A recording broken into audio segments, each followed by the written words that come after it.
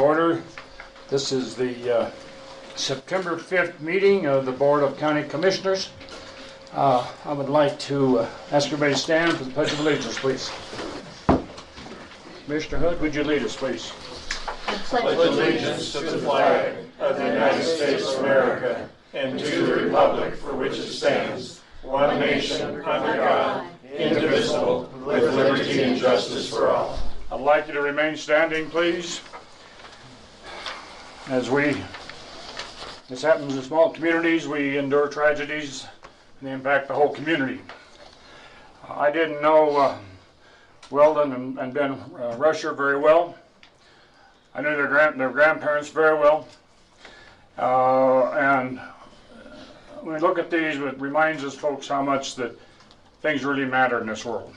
So I'd like to ask for a minute of silence and respect for Weldon and Ben Rusher, please.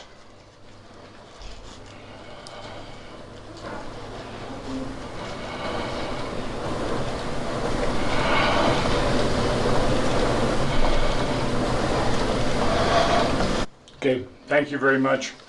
Please be seated. Roll call, please. Commissioner Katnick? Present. Commissioner Hood? Present. Commissioner Prince? Yeah. Attorney Clint Smith? Present. And Clerk to the Board Kelly Camper present. Do we have any amendments to the agenda as was published? I do. I Mr. do Hood? not. I do not, sir. I do not either. So the agenda will stand as published. At this time, I would like to ask for the audience introductions, and we'll start over with Jackie. Jackie Hobby, Custer County Planning and Zoning. Dan Fisher, Silver Cliff in rural Custer County. Becky Bubis for the Sentinel.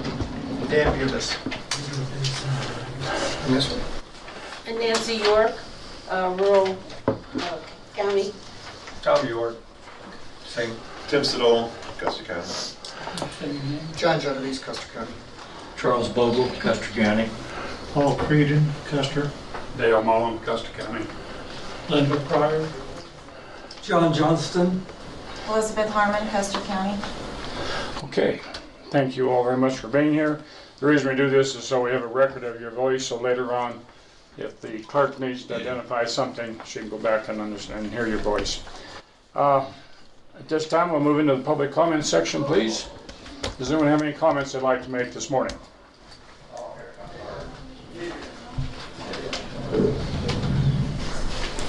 All right, thank you. I think in the 2.5 years I've sat at this table, I think this is the first time we've not had public comments.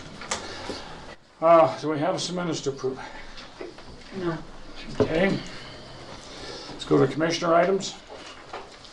Commissioner Hitt. I had emailed Jeff Wood, the architect from DU, and the original date, which is next Tuesday, is one date that he can't make it. He suggested the following Tuesday, and I sent an email to everybody, but I haven't heard back. That would be the 19th for public meeting by the Board of County Commissioners.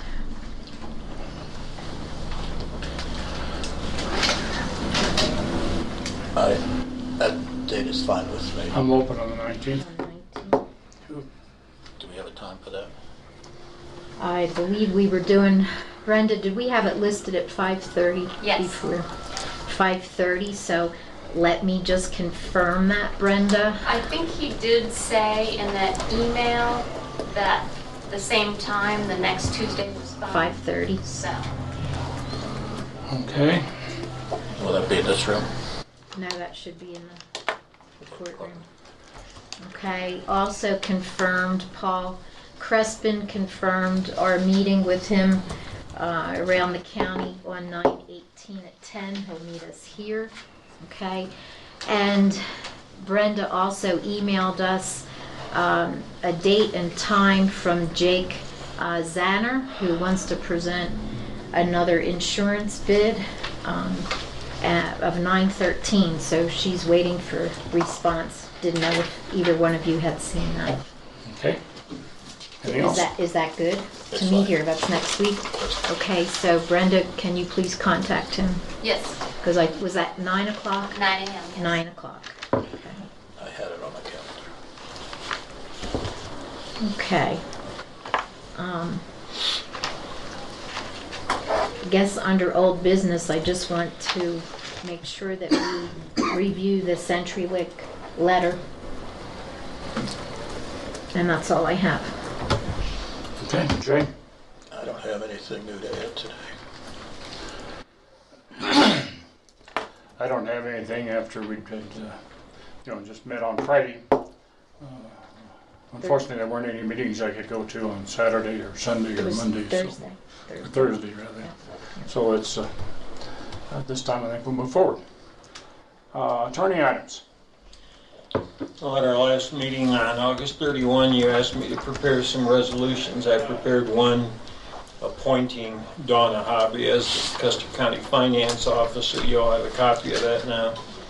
I think the information is, I'm not sure that I had John Paquette's, the date of his retirement is November 15, and this resolution states that Donna Hobby, her appointment would be effective that same date, November 15, if that's correct, and if everything else looks okay. Then if you would like for me to read this aloud, or if you want to read it aloud. If you would read it All aloud. right. This is resolution number 17-16, a resolution appointing Donna Hobby as the Custer County Finance Officer. Whereas the Board of County Commissioners for Custer County, a political subdivision of the state of Colorado, is required by section 29-1-103 CRS to adopt an annual budget for the county, setting forth anticipated revenues and proposed expenditures for each fiscal year. And whereas section 29-1-104 CRS states that, quote, the governing body of each local government shall designate or appoint a person to prepare the budget and submit the same to the governing body, unquote. And whereas John Paquette, the county finance officer for Custer County for the past 28 years, has informed the board that he intends to retire from said position effective November 15, 2017, after the budget for fiscal year 2018 has been finalized. And whereas the board believes that the person best suited to replace John Paquette as county finance officer by reason of training and experience and familiarity with the financial operations of the Custer County government is the current County Finance and Human Resources Director, Donna Hobby.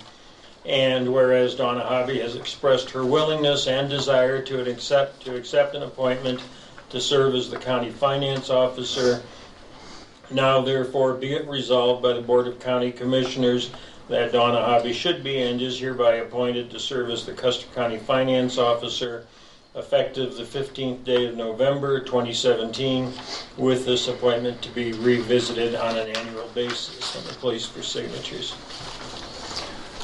I just have one typo. In the second whereas, the end of the second sentence, that should probably be quotation marks instead of a semicolon after the governing body. There should be quotation marks after body and still be a semicolon right after the quotation mark. Other than that, I see nothing. Do either of you have any comments? No, sir. Do I hear a motion to approve the resolution? I'll make a motion to approve the resolution with one grammatic correction as stated. I'll second the motion. It's been moved and seconded to approve resolution number 1716, resolution appointing Donna Hobby as the Custer County Finance Officer. Is there any discussion at this time? I would just like to say that Mr. Paquette has served us immensely well for such a long time. I would really like for us to recognize him in some formal fashion. The reasoning we followed behind this, folks, Donna has been with the county, I don't know, probably 20 plus years, 25 years, 30 years. I know she worked for my mother in the county clerk's office, and that was 25 years ago. Has a very sound grasp of what our day-to-day operations are for the county. She is very, very careful to make sure everything is I won't say clean, but is appropriate, and that it goes to appropriate accounts, and that I think that the best endorsement of this that we can have is we had our auditor's report. We had essentially no additions or corrections of any consequence, and that reflects Donna's professionalism. So I feel very confident that we can go on and not really miss a beat in terms of our county finance officer. All in favor, say aye.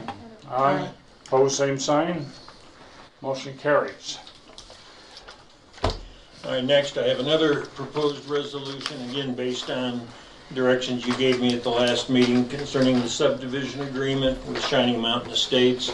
I'll read this one. It's resolution number 17-17. A resolution vacating and setting aside a subdivision agreement for Shining Mountain Estates executed June 30, 2005. Whereas the Board of County Commissioners for Custer County, a political subdivision of the state of Colorado, entered into an agreement entitled Subdivision Agreement for Shining Mountain Estates on June 30, 2005, which imposed certain conditions upon Sky Peak Partners, Inc., the subdivider. And whereas said agreement was recorded with the clerk and recorder for Custer County on June 30, 2005, in book 526, page 174, reception number 201750, and whereas the requirements set forth in paragraphs 2, 3, and 4 of said agreement are no longer applicable because the subdivision now obtains its water from Round Mountain Water and Sanitation District, and whereas the requirement set forth in paragraph 5 of said agreement was previously set aside by this board in 2016, and whereas the requirement set forth in paragraph 6 of said agreement has been fulfilled, and whereas the remaining requirement set forth in said agreement, paragraph 1, has been reviewed by this board and has been determined to be contrary to the most efficient use of Lot 2 with respect to location of a residential building site on said lot, and whereas the board believes the subdivision agreement for Shining Mountain Estates should now be vacated and set aside in its entirety, now therefore be it resolved by the Board of County Commissioners that the agreement entitled Subdivision Agreement for Shining Mountain Estates, executed on June 30, 2005, should be and is hereby vacated and set aside in its entirety, and shall hereafter be void and of no effect. A copy of this resolution shall be recorded with the clerk and recorder for Custer County, done this 5th day of September 2017, and a place for signatures. I think this very accurately sets in detail what we had talked about our last meeting. Do either of you have a comment on the general outline? At this time, I'll make a motion that we adopt resolution number 1717, a resolution vacating and setting aside a subdivision agreement for Shining Mountain Estates executed June 30, 2005. Is there a second? I'll second that. Second, is there any other discussion? I have none. At this time, we'll proceed to vote. All in favor say aye. Aye. Opposed, same sign. Motion carries. Thank you. Okay, then one final item, and I think I emailed all of you a copy of this proposed ballot question, because at the last meeting you also voted a majority vote to have the matter put on the November ballot. A few words of explanation on this. In doing the research to prepare this ballot question, it was clear to me that we don't have a proposed ordinance with all the details to present it as a finished product. Instead, we're presenting this on the ballot to get the sense of the community by the vote of the eligible electors to see whether or not they are interested in going forward with a building code and a fire code. So a ballot question requires a title. I have a title, and then the question itself. The title reads, a ballot measure referred by the Board of County Commissioners of Custer County to the eligible voters of Custer County pursuant to the provisions of section 30-11 31-103.5 and 31-11-101 et sec. CRS as authorized by a majority vote of said board at a regularly scheduled public meeting held on August 31, 2017. The purpose of this ballot measure is to ascertain whether or not a majority of the eligible voters are in favor of a county building code and a county fire code. And then I have it as ballot question A. Would it be A or 1, or maybe you're not sure? It should be 1A, but I'll have to check. 1A, okay, that may be changed. The question is, shall the Board of County Commissioners for Custer County go forward in conjunction with the Custer County Planning Commission and prepare a proposed ordinance for a building code based on the 2006 International Building Code and a fire code based on the 2006 International Fire Code for the unincorporated areas of Custer County, State of Colorado, subject to an express provision that said ordinance would be prospective in nature only and would not apply to existing structures or to structures that are properly permitted and under construction at the time said ordinance, if approved, becomes effective. I have copies to pass out to the audience in case people would like to see this.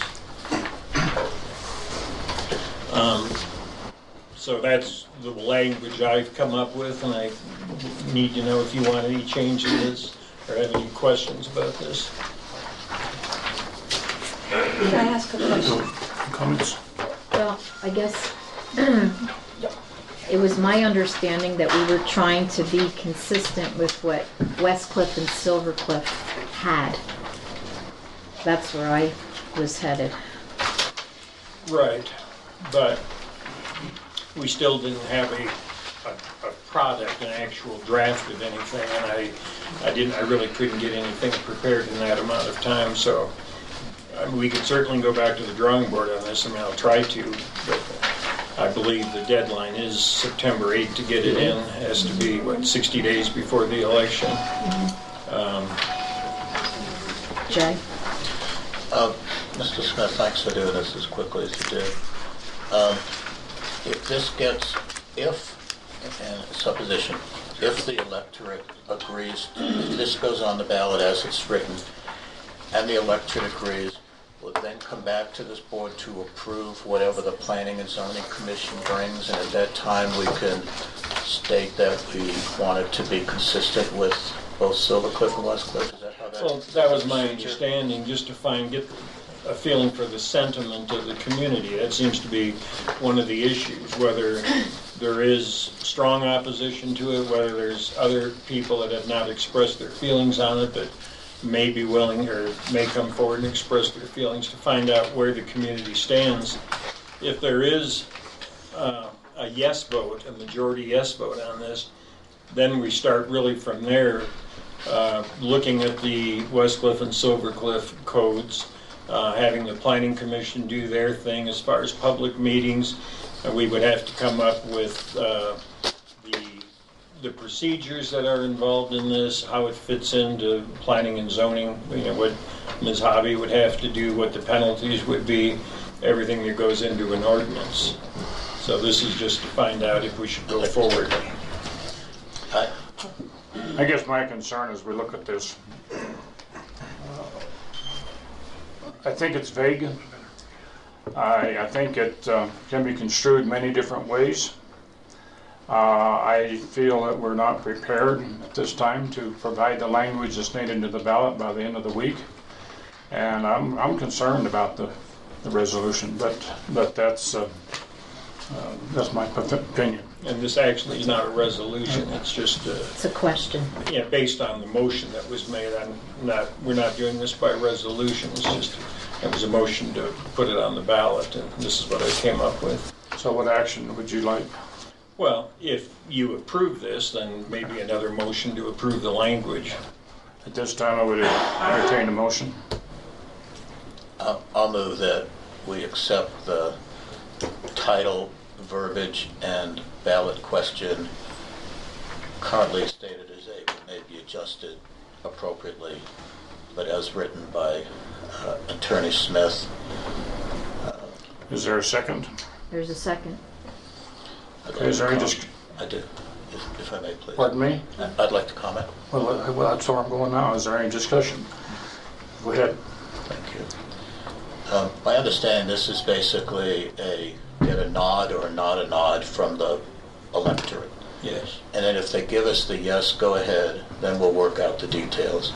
So it being vague appears to me to be in our best interest to see, it's just a general question, should we or should we not move forward? And based on that, I think this would handle that correctly and appropriately. So while I agree with you, it is vague, Bob, I feel that that's the first step we take is, does the electorate want it? If they say no, we're done. If they say yes, then we'll work the details out. Would that not be more appropriately stated if the question simply said, do you want the county to develop a building code? Yes or no? I think it's important to state that we're talking about the same code, the 2006 International Fire Code and International Building Code, so that it is consistent with the two towns. And I agree with that. Pardon me? I agree with what Jay is saying. That's been the discussion since Yes. this first came up and how it was presented at the previous public meeting, so I thought that was the direction. Either we go with those similar to what the towns have, or we don't, based on what the electorate says. Right. Okay. And even though you're not doing this as a resolution, I still need a resolution to put it on the ballot. You do have to have, okay, I can get a resolution prepared then if you move, if you approve this language, I can have a resolution for you by tomorrow to put it on the ballot. Would it be appropriate to add, and if it's not, it's fine, but would it be appropriate to add when you put in here, adopt the 2006 International Fire Code and International Building Code consistent with the towns of Westcliff and Silvercliff so that the electorate knows that we're talking about the same codes? Would that be appropriate? We certainly do it that way. There's been discussion about that. I think it would clear it a little bit more. Okay, I can make that revision and have it ready for you tomorrow also to look at it. Great, thank you, sir. Did you have a question? Yes. Comment? Is it an ordinance? It would be a proposed ordinance It wouldn't be a proposed resolution? Resolution. for what? Like, Planning and zoning. Well, yeah, but the wording says ordinance. A planning commission and prepare a proposed ordinance. Wouldn't it be proposed resolution? the statute on referendums talk about, proposed ordinances as opposed to resolutions, but would it be a resolution to adopt a building code then as opposed to, just like we have the zoning resolution, is that what you're talking about? Yes, A separate and usually an ordinance is enforced by the sheriff's department. Right. Okay. All right. I think she's correct. Point well taken. Not We'll that I just don't send want you to, Harley. can we just send you to Law Enforcement Academy? I Get you can certified? if I get a gun. Any other discussion regarding this item? Yes, ma'am. My question that comes to mind is how many different ways are we going to get public opinion on this? Because this is just getting another opinion, and you've had public hearings and things like that. So how far is it going to go? 'Cause Ma'am, this in our is just giving you a democracy, direction. Excuse me, go ahead. It's just giving a direction, and I appreciate your position because I think you're absolutely on target with this. Under a democratic process, the final say is our voters. And we've had discussions. You can see that we have some different opinions. And at this point in time, the next step to include everybody who wants to be included that's a registered voter is to have them have an opportunity to say yea or nay. In terms of additional costs, we're already having elections. There's not going to be, I don't think, Kelly, any appreciable additional cost with having this on the ballot, is there? shouldn't be. I won't know until I get everything on there, and there shouldn't be a whole lot. But we do have some other questions on there, so at this time, I appreciate your concern, but I think we've talked about it, and I think this is the final decision place. Started to say resting place and decided it wasn't appropriate. Okay, anything? Okay, at this time, I'll call for the question and ask for the vote. All in favor say aye. Aye. Opposed, same sign. Aye. Motion carries by majority vote. Is there anything else? That's all I had. Okay. At this time, do we have a need for an executive session? We do on two issues, a little bit later if we can. Do you know if... Hang on. Okay. Let me go see if I can find a friend. Well, and the sheriff was going to be here on one also, and I don't know if he's going to be able to make it or not. Not yet. Okay. So I guess we're not ready on either one of them yet. Can I make a comment though? I have a participant coming in and she does have a job and so she's coming. So when she comes in, can we go do her? For a zoning permit? Executive session. Okay. I see, I have no problem with that. Do either of you?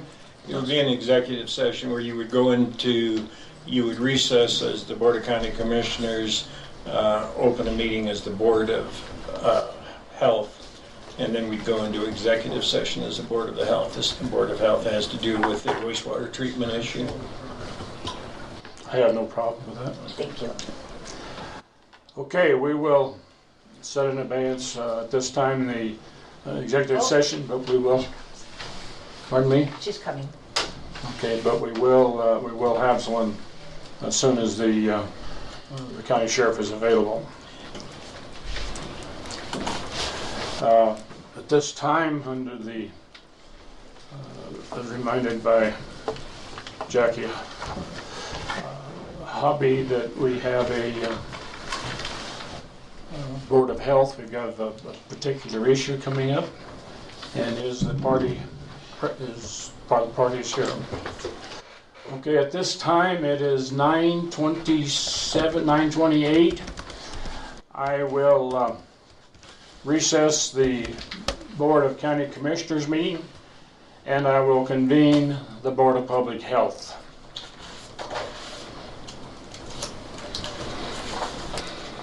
And that Board of Public Health, Counselor, is an open meeting? It is until we go into executive session, yes. She's just going to be a witness. Okay, would you like to approach us and start the process? How about if we let the attorney approach it? All right. Okay. We do have an issue I've been working with Ms. Hobby with concerning a problem that's existed for some period of time on some property in Custer County where there is no existing septic system, and it's been determined that property is in violation. The way I want to present this to the board is initially to give you some background information from a witness who is present. Part of it would be on the record. After that information has been presented, Ms. Hobby has presented what she wants to tell you about this, we would excuse the witness from the session, and it would be my intent to give you some legal advice as to what our options are, what your options are as the Board of Health. That part would not be recorded pursuant. And this executive session would be done, of course we have to do a motion to go into executive session. It would be done pursuant to Colorado Revised Statute, Section 24-6-402, subparagraph 4, subparagraph B, which relates to a county attorney giving legal advice on specific legal questions. And I think that's about as much as we can say about it without going into executive session. All right, so mechanically we have convened the Board of Health. When we're done, we will adjourn the Board of Health. We will then go back into the BOCC meeting, and then we will go to executive session from the BOCC meeting. Is that, Well, another executive session for the other issue. We have two separate issues here, but this one, as the Board of Health, there needs to be a motion to go into executive session now, citing the statutory. as the Board of Health, we go As into? the Board of Health. Okay, I wasn't clear if we were Okay, yeah. going to executive session as the Board of Health or as the county commission. And then once we come out of executive session, Okay. as the Board of Health, we open the doors and make the statement about staying on topic and no decisions being made. Okay, may we proceed then? Yes, there needs to be a motion at this time then. Pardon me, Clint? There needs to be a motion at this time from somebody to go into executive session as the Board of Health. I'm just a little confused before we do that. Yes. Did you say we were going to take testimony from a witness first and then go into? No, that will be during executive session. That part will be recorded. I understand. I'm sorry, I didn't understand. Okay, I'll make a motion that we go into executive session for the purpose of receiving advice from our attorney as the public health officials for the county. I'll second the motion as stated. Okay, as I understand it then, we are going to have an executive session of the Board of Health, not as the Board of County Commissioners. Correct. Okay, and then we will come out of there, make a decision as the Board of Health, and then we will adjourn the Board of Health and go into the VOCC meeting. Correct. Okay, folks. It's been moved and seconded that we go into executive session as the Custer County Board of Health. All in favor say aye. Aye. Opposed, same sign. Motion carries. At this time, I will reconvene. We will go into executive session, Counselor. And am I correct in that the first part of the executive session is open to the public or is not No, open? it's not open. So we need to It's clear the room. recorded, but it's not open. Okay. Folks, at this time, if you would please excuse us for a little while, we need to...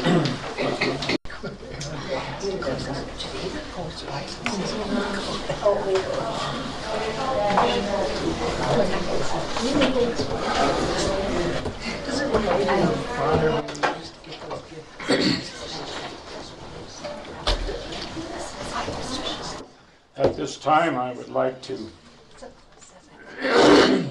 come on in. We need to take care of a couple quick items and go again, folks.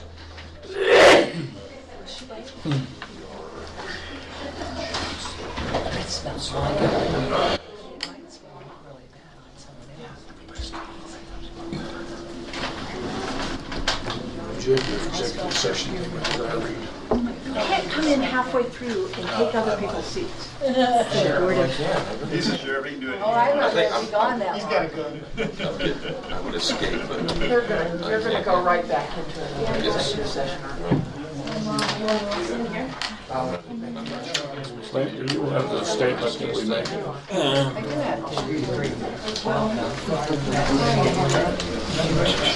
I do, but it's not the right. Wait, we got it right here.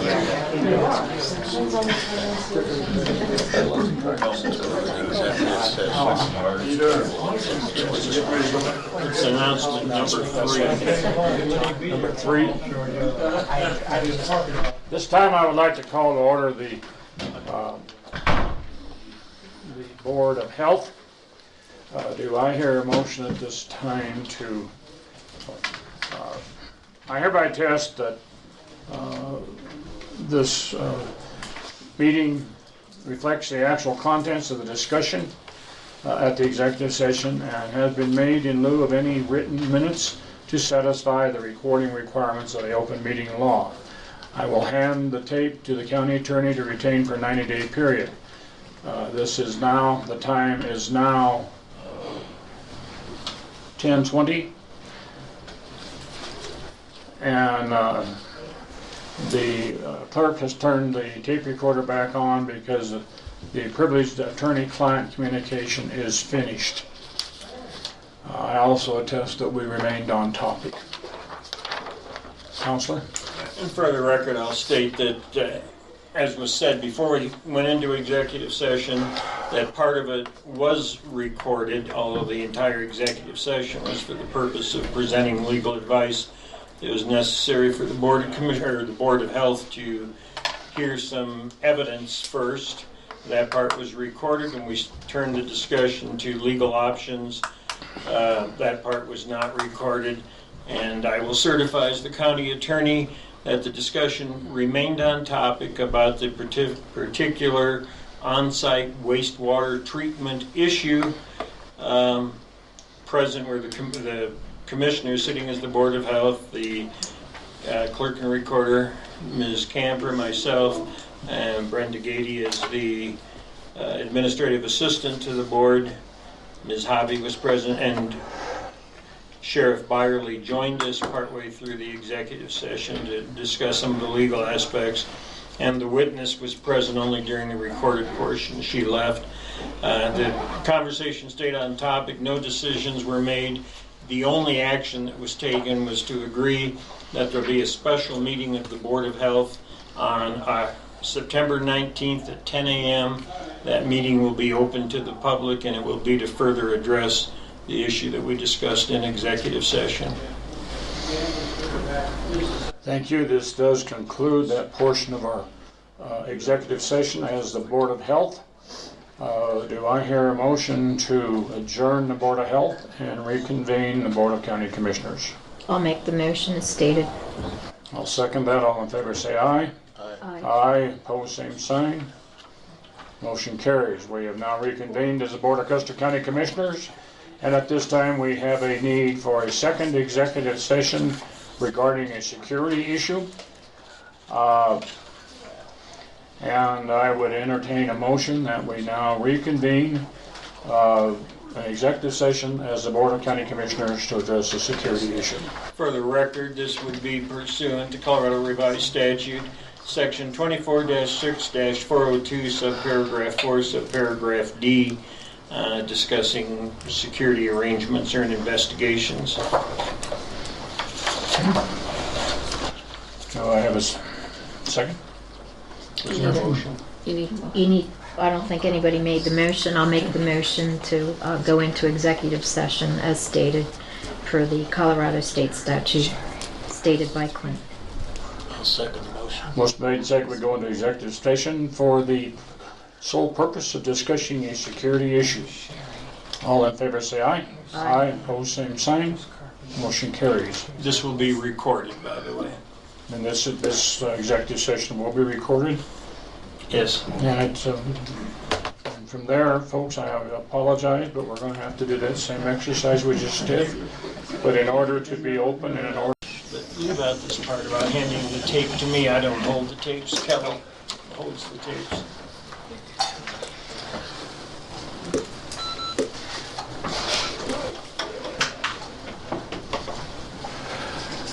I hereby attest that this recording reflects the actual contents of the discussion of the executive session and has been made in lieu of any written minutes to satisfy the recording requirements of the open meeting law. Let it be shown that the clerk has possession of the tape. The time is now 10:34, and we now conclude the executive session and return to the open meeting. I will now declare the meeting of the Board of Custer County Commissioners on September the 5th to be now back in session. Do you need to make any comments? Yeah, I do need to certify that the executive session that was just concluded to discuss a security issue, that discussion was done. There was no action taken, no decisions made, and the conversation stayed on topic. And I'm making that statement as the county attorney. Thank you very much.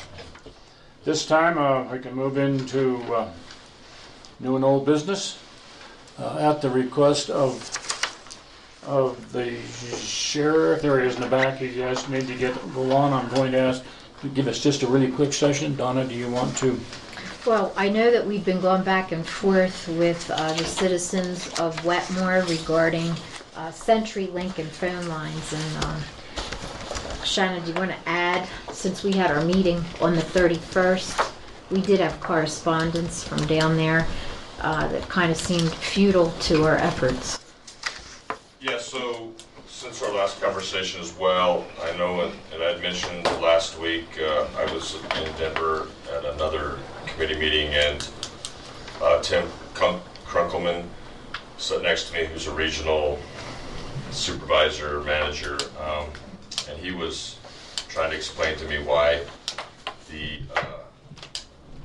struggles are occurring down there and the way the lines were routed. Well, then in the Wetmore fire meeting on Thursday, Friday, last week, I found out that actually what he was explaining to me was not true, that the CenturyLink manager, that he was really blowing smoke, or he didn't know himself what the real issue was. And so I don't think they've even researched what the issue is. I don't think they really know, nor do they care. That's my personal opinion. But from the feedback I'm getting, I have no reason to believe otherwise at this point, that they do care. I do think we need to do, just like we did with the AT&T issue last year, we need to get a letter. We need to include the governor, Mr. Tipton, Mr. Gardner, and we need to push hard. We need to push on the PUC, and we need to be forceful. That's the only way we're going to get results. I tend to agree with you. It's amazing the things we have to fight for that we normally would expect to happen. This is part of what makes this job challenging. But I think, as my colleagues have a different opinion, I think it's time for us to write a letter, and maybe we can get some facts and stuff from you, or you can help us put it together factually, and we need to get that sent off to our elected representatives. Do the board members have a comment to that? No, I think you should include them. Include them all. I'm sorry. And I sent you a copy of the letter that we had sent to the governor last year. Mm-hmm. So I think it's going to be much the same. Right. Other than the facts, of course. Right. Is that we did this last year and it's still having issues? Well, that was AT&T, now it's CenturyLink. Now it's CenturyLink, different vendor. But it's still communication issues. It's very frustrating. Okay, well, let's look at that and maybe we'll go get something done on it. Yeah, I can would work. encourage we work it this week and get it going. Yep. I can sit with you and help with that. It's going to be fixed. You can't go on like we are. Okay, is that conclude that? Okay, Shannon, thank you for your time and being with us. This time I would like to move into the Custer County Economic Development Corporation report. Charles Bolt. Charles. Welcome. Charles? Well, we warned you that we were going to come and give you a status periodically, so here we are.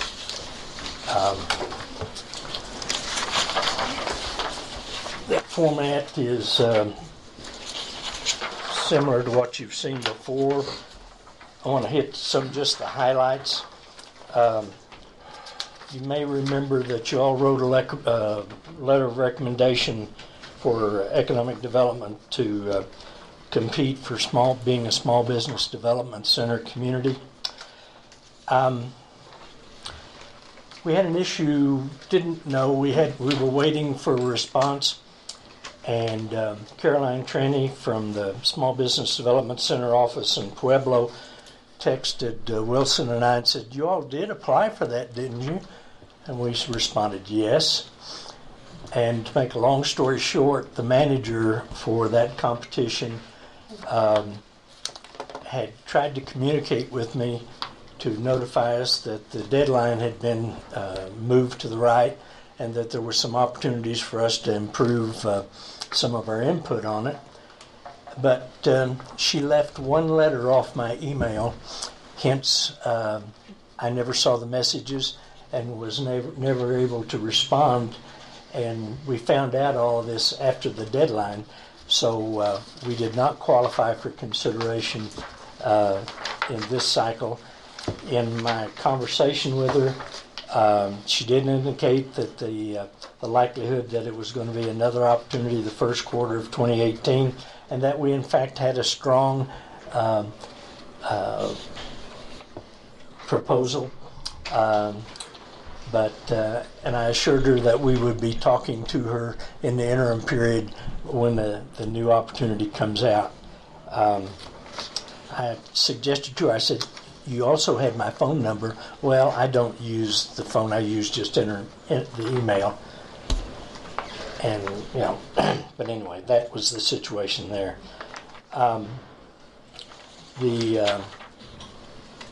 We have been selected from the OEDIT Blueprint 2.0 opportunity for branding support for the community. The Tourism Board is taking the lead position on that. We've had a kickoff conversation with them, and it looks like they're going to make, at our encouragement, they're going to make a visit on or about the 22nd now, as of this morning, to come down and familiarize themselves with the community before a concentrated effort, which will be in March. They're doing about a half a dozen communities for this, and so there'll be a period of concentrated effort with an outside consultant during that period of time.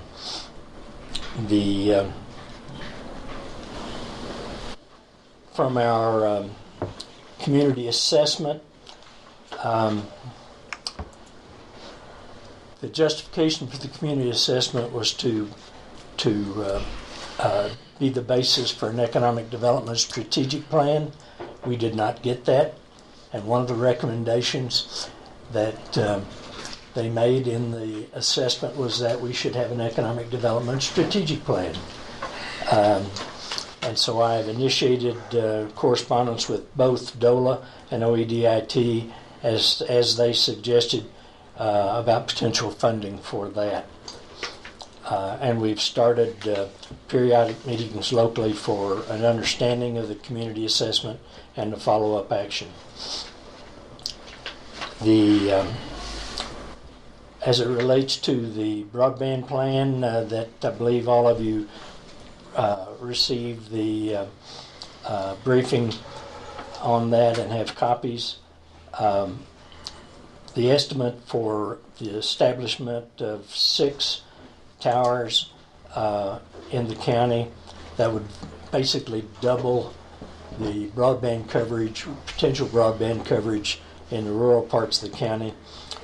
We've been looking at the financing of that, and it looks like we've got a combination of 3 complementary resources that would be able to fund that at the tune of about $2.3 million. If things go as in the best sequence of things, we would have construction next summer. And this would be without any county funds?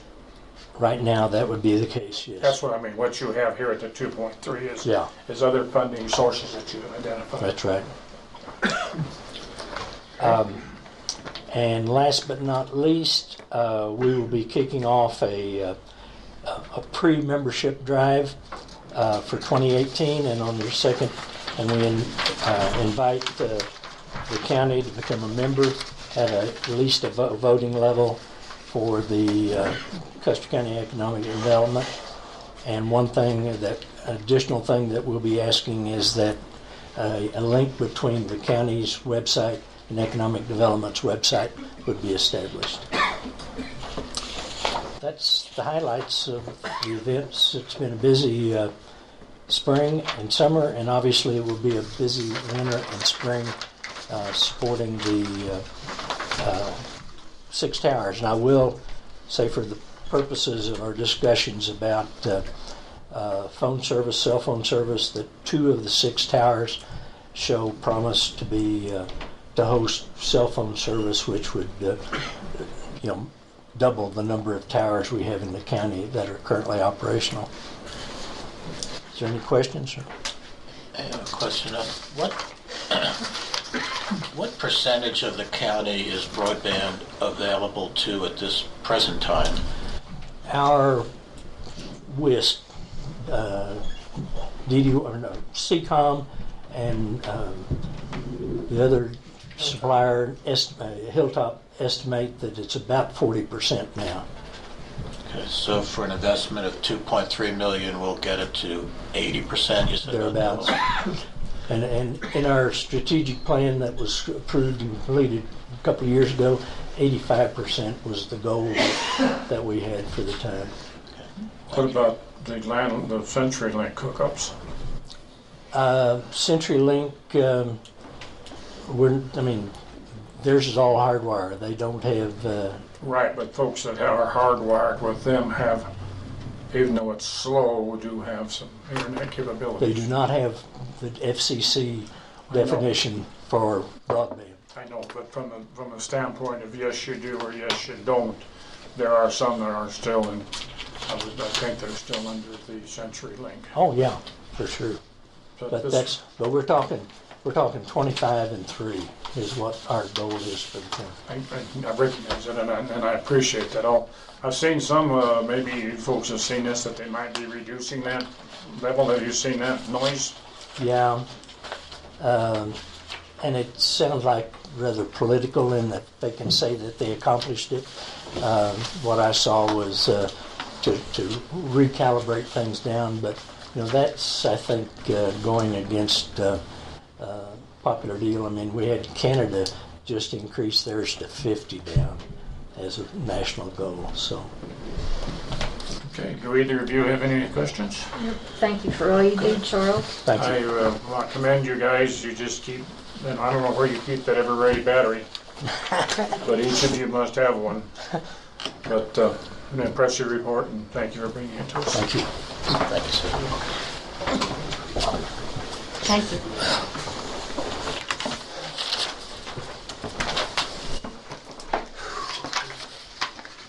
Okay, at this time we'll go on to just regular departmental reports. Road and Bridge. They're on their way. Just to let you know, Sarah came down and she wanted to switch her staff report to today at the end of the staff report, so whenever we get everyone That's up to fine. date. So, I think she's hoping it won't rain in the next day or two. they should be here.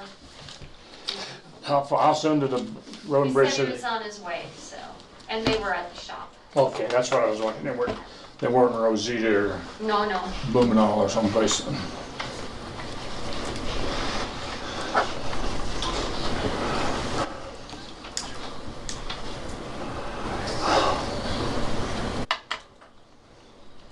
While we're waiting, I see we have OEM coming up later. This is an OEM, but a search and rescue. And I think they had, I don't know, 2 or 3 missions again this weekend. I know they were involved in some people over on the Needle, stuck in a coulee over there. And I think one person they took out a couple days ago, maybe Saturday. And then some more I think they took out maybe yesterday. But we're reaching, and this is just I'm just filling TV time, folks, but where we're going with this, and I'm not saying we need to, but I think as a community we need to start thinking search and rescue is getting so many missions that we're probably about to, well, I haven't talked to them, but my question is I'm wondering if we're about to exceed their volunteer capabilities down the road. Whether these folks always respond. I think we had 11 people on one mission this weekend, but it's just something that I wonder. It's not a commissioner's issue. It's search and rescues, but it's something that I wonder. John, Are there communities where search and rescue is a paid organization? I don't know if there is or not. I'm not saying we need to, but I'm just looking at in a general sense what I see as a community resource that is extremely valuable. Sure. But all these folks donate their time, and that's wonderful. But I'm wondering if we're going to reach a point where we're going to have at least I don't know. I don't know where I'm going with this. I'm just raising the issue. I don't know what the answer is. But, you know, like fire department now has a couple of people on at the station every night to respond. I don't know where they're going. They pay those guys like $50 a night or something. But I know we may not. I mean, I'm not getting into search and rescue business, but it's something that I'm concerned as a citizen. Come in. Please check your gun at the door. Bring a chair with you, Roger.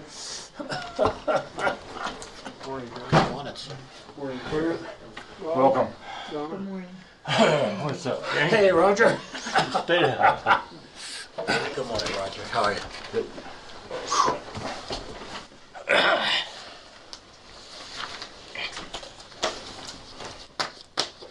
Okay, gentlemen, you got the floor. Okay. Since we've been getting heavy rains for quite a while now, we've got a lot of culverts. I don't know, you've probably got some complaints possibly about plugged culverts. But anyway, we're working on trying to get our roads back in shape. We're starting to get the upper hand on that since all the rain we've gotten. It seems like we'd go out and blade and we'd get them in pretty decent shape, get more hard rains. And it would undo everything we just did, but we're starting to get the upper hand on that since we haven't gotten any rains for a little bit. So maybe we can get to cleaning some culverts because we've got a lot of them that are plugged off from silt. And we're just still trying to get some blading done and haul some pit material and whatnot. So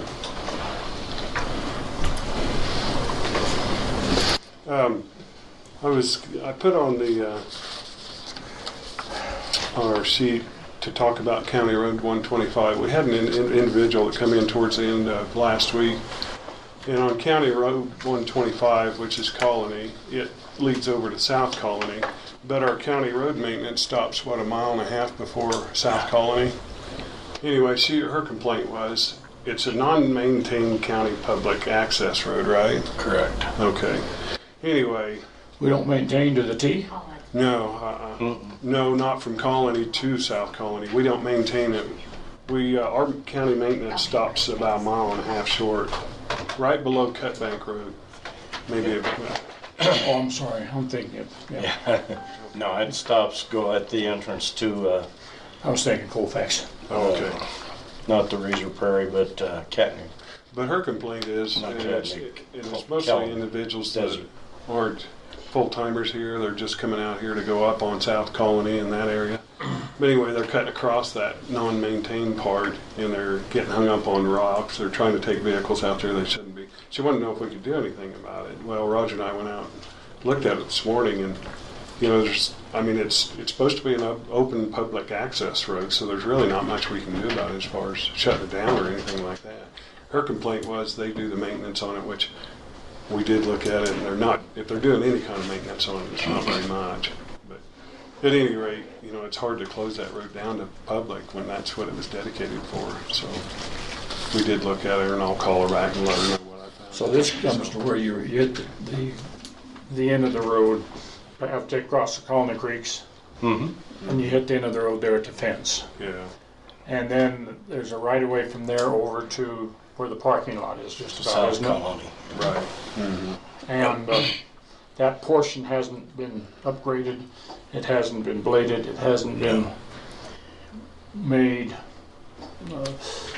brought up to a standard that you can travel it in a standard vehicles. No, and I think a lot of the reason is because it's not necessarily supposed to serve very many people, just a few that live back in there full time, and then we don't get the huge TAF money for it, so the county doesn't maintain it. Yeah, Seifert extended that road for them when they put the other subdivision road in the Kelling Desert Tracks.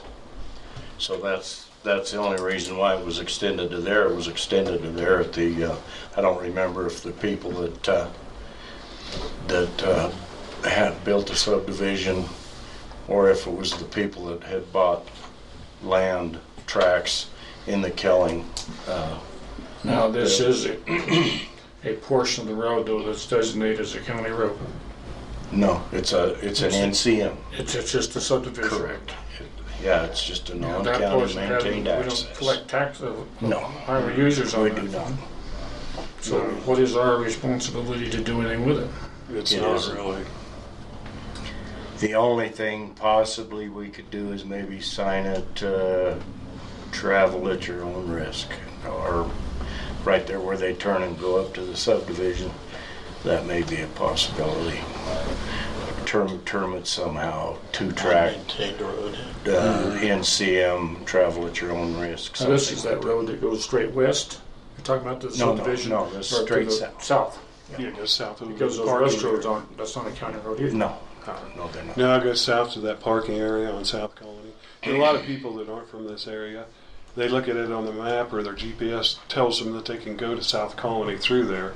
And then once they get committed, it's hard to find a place to turn back around. Sometimes they're driving vehicles that aren't meant for that type of road. They get hung up. And then they go to the locals who live nearby to pull them out. I really like Roger's idea. I think we need to give the public notice that they're entering into a difficult road and it's not maintained and enter at your own risk. I think that's appropriate. That might help us out and them. You know, it might keep people from going down there that normally wouldn't. They I'd say four-wheel, like, not a maintained road, four-wheel drive only, or enter at your own risk or something, so that people realize that that's where the road ends. We can come up with something that it's probably not going to stop them, but it'll eliminate some of them. Yeah. And then warn. Yeah. And these individuals that are complaining about having to pull them out, we can supply them with a company that's doing towing in this area with cards and say, hey, we can't pull you out. We're not going to pull you out, but these people can. Just something along that line. Okay.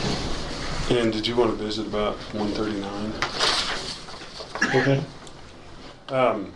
I just saw where you guys had it on the... Yeah, I see we got this handed to us, and I was just quickly Well, reviewing it. We had an individual, Mr. Pryor, stop by the office a couple of weeks ago.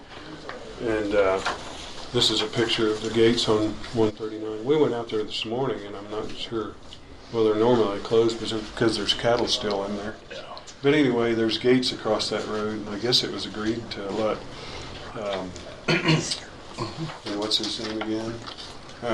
Canterbury? Jack Canterbury. Yeah, is he the one that put the gates across, do you think, or was it?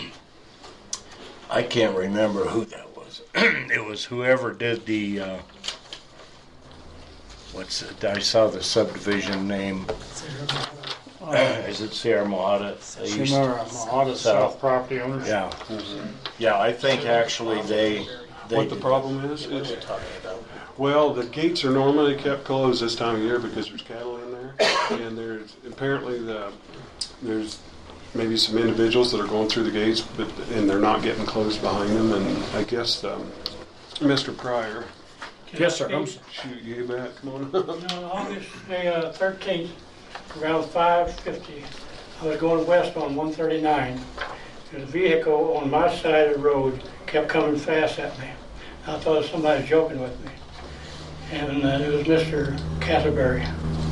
He pulled in front of me and pulled across me. I didn't know who he was.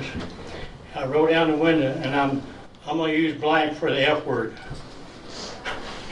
He said, you blank people come in here and make these blank messes and don't close my blank gate, and I have to chase my blank cattle around here. And I finally told him to shut his blank filthy mouth. And then he stopped on the 20th. He's sitting with binoculars. He stopped on the Amish with his wife and 4 children and said, you blank people, shut my blank gate. I wonder, how can you have a gate on a county road? It's used every day. Well, Mr. Pryor came to us, and he wanted to know if indeed it was private or county road, and we clarified that with him, telling him it was county road. There's going to be some trouble there. Somebody's going to get hurt. And he chased the one driver down 140, and she wouldn't stop. And I seen her later, and one got out and said, I'm glad you're still alive. So it's going to be trouble. And I think he's taking away freedom to use a county road. And that's what I was overseas for freedom. So my question I'm is, through. thank you, sir. Appreciate you I don't want coming. to say no more. You're welcome to say all you like. Okay. Yeah, but I have to watch it. My question was, we determine it's a county road and a private individual is put a gate to block a county road? Is that what I'm hearing? Well, this gate, sounds like this gate's been up for about 8 years. And because of the lack of travel on that road, it's never been an issue. It was, I think this individual came to the Board of County Commissioners back in 2009. Yeah, see, 19 years ago, there was discussion about this. Yeah. It was. Yeah, and it was decided to let him put a gate up. Okay. And that the Road and Bridge Department preferred that a cattle guard be put in. Well, according to what I'm reading, they were going to discuss it, the locals that lived on that road and some other individuals involved, and talk about the cattle guard, the possibility of putting one in. And I think that may have been as far as it went. Since that time, the gate has been left in place, and it's been there ever since. Got it. And it comes out, it gets left open in the wintertime when the cattle aren't on this property, but in the summer months, like right now, the gate gets closed and So his property is on, as I'm looking at this picture, is on the left. His property is on the right, behind the fence. Well, there's a fence. Yeah, the left side would belong to Bob and Rock Kanda. That would be their cattle, not his. So the gate being open, his cattle are on the other side of the fence. Yeah, Canterbury's are. Canda's is not. No, but Cadbury's the one that's fussing, right? Yeah, correct. But his cattle are on the other side of the fence. Yeah, well, supposedly. So it looks to me like first thing is just fix the fence. Yeah. It's a good Well, start. I think, and Clint, I think I saw someplace that was inappropriate to put a gate across the county road that was, help me out here, it seemed like we had something come up over here on the school section, out by you, about the people on the subdivision coming across. Someone put a gate in there and they couldn't go through it. Remember this 3 or 4 years ago? I don't know. Well, is this where they put in a cattle guard a couple of years ago, or is this another? On 254, is that what we're talking about? I don't remember. I know there's a school section there. I know they put in a cattle guard. Yeah, they did. But that was You can help me out here. Help me out. Okay, now they know where you're at. Yeah, that was done through the commissioners, and they required them to pay for and install that guard between private and school section, and it was picked up by the By the homeowners, wasn't it? it was picked up by the gentleman that had the lease on the land for grazing rights.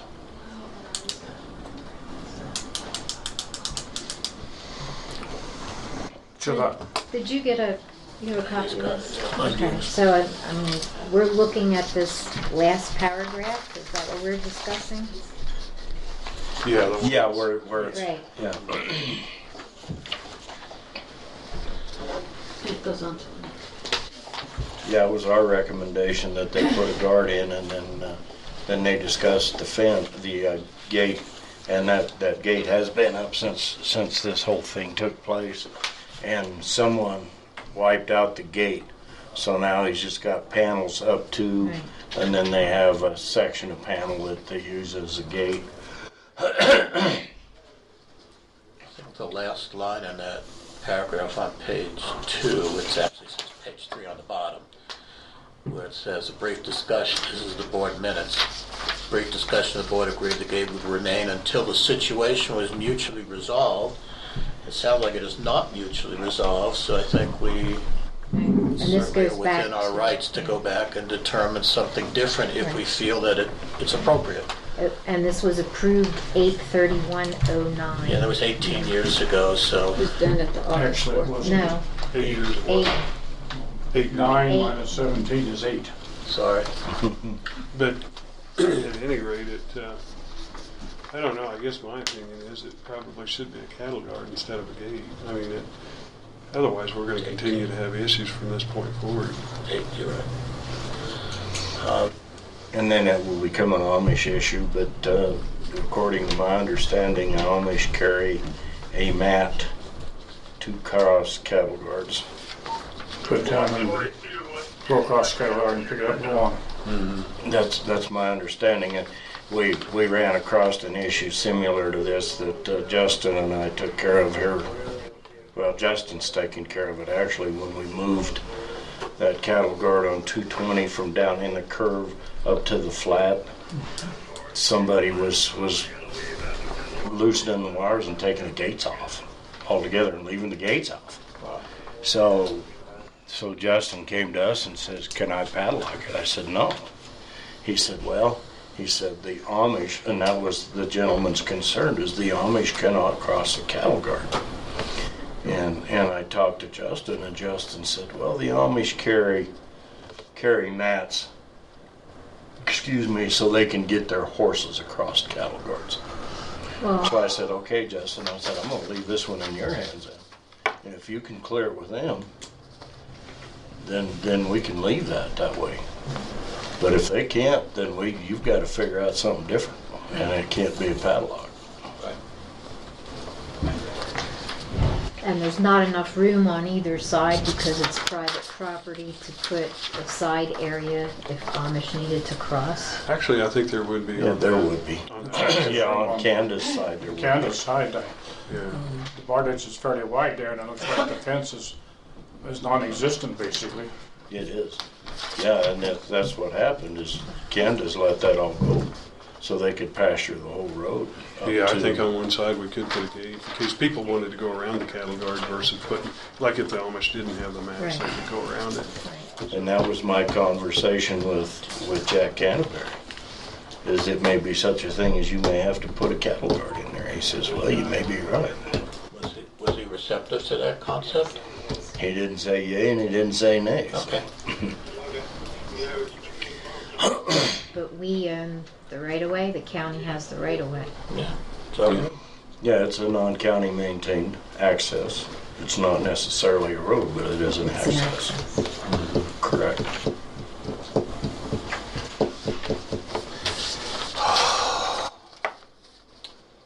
you guys have a recommendation to us? I would. I've got a couple recommendations. Okay. But you can What are say your thoughts? public. The cheapest. You put a solar powered gate on that, so that all people have to do is hit a button and open that gate. Well, and that would Goes take care of close behind the them. issue of the Amish having to cross the cattle guard too. Yeah. And that's what Cheaper Jack. than a cattle guard? Oh, absolutely. Yeah, we're looking at $2,500 for a guard and probably $2,000 for installation. And that's what Jack's got up there at his. Yeah, Jack does have a powered gate, a solar powered open and That's what close. Roger's talking about. So Who would pay for that? If that was to be done? Yeah, that would be up to whoever has the, I would guess it, Kanda and Jack would be the ones I would think. Go after Candace and Jack. yeah, it's almost like you've got two choices. You can either maintain fences on it, or else you can put a gate or something across there.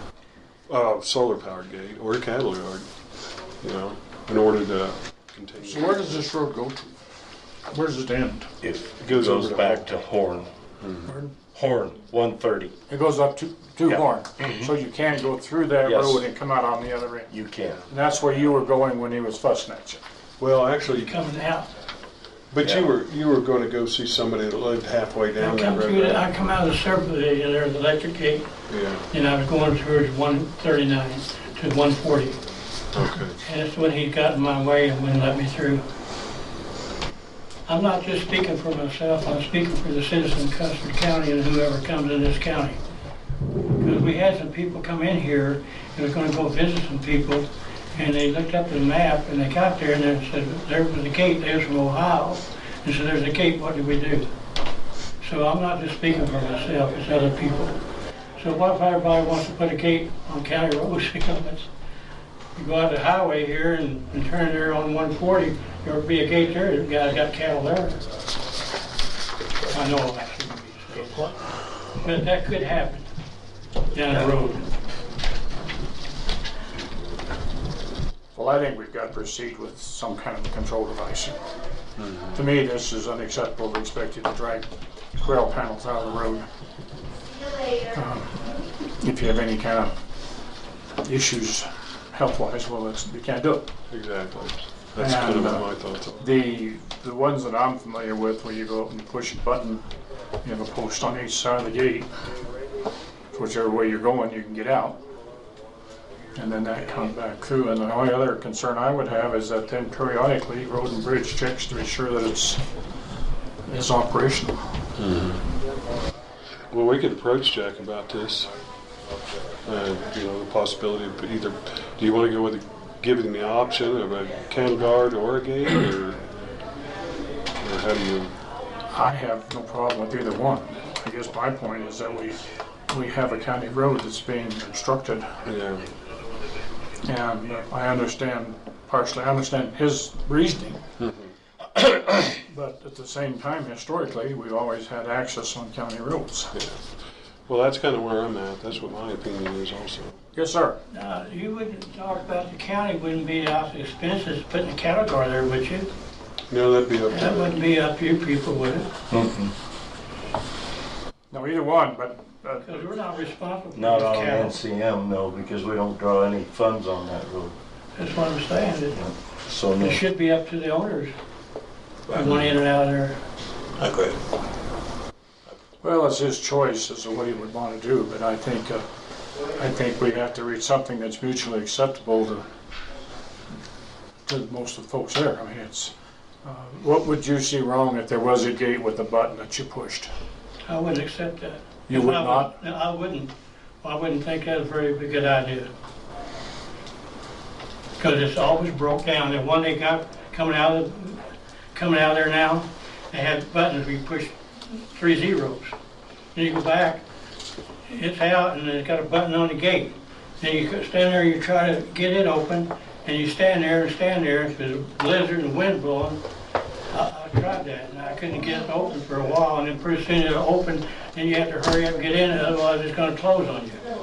I guess that would be the advantage of a cattle guard. It's pretty much foolproof versus a gate. I don't have any experience with these gates, so...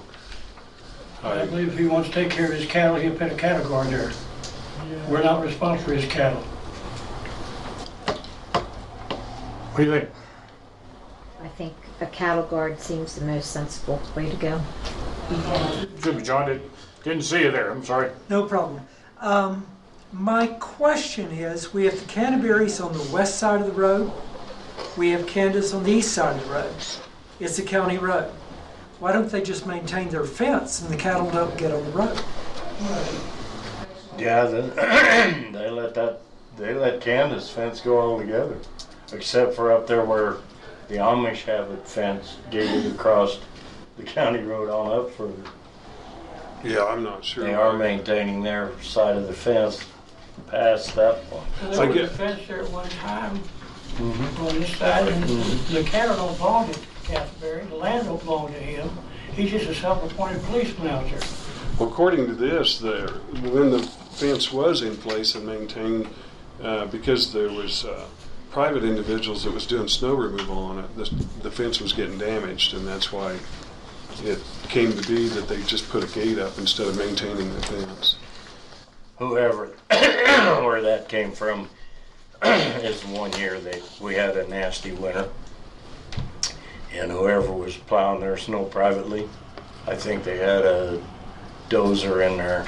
They were just pushing it out in Candace Field and wiping out the fences they were pushing.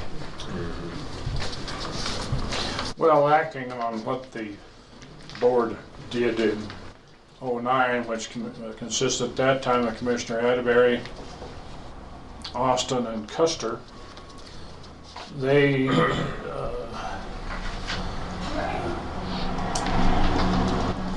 Commissioner Custer stated that she would like to see all the parties meet. Commissioner Austin reported that the Road and Bridge Department recommended the gate be removed and replaced with a cattle guard. John Naylor, the county attorney, remarked that a gate installation appeared to be reasonable and solvable. He advised the county may grant the right to install a gate on a maintained or non-maintained road. He stated the county required a written agreement on file to this effect.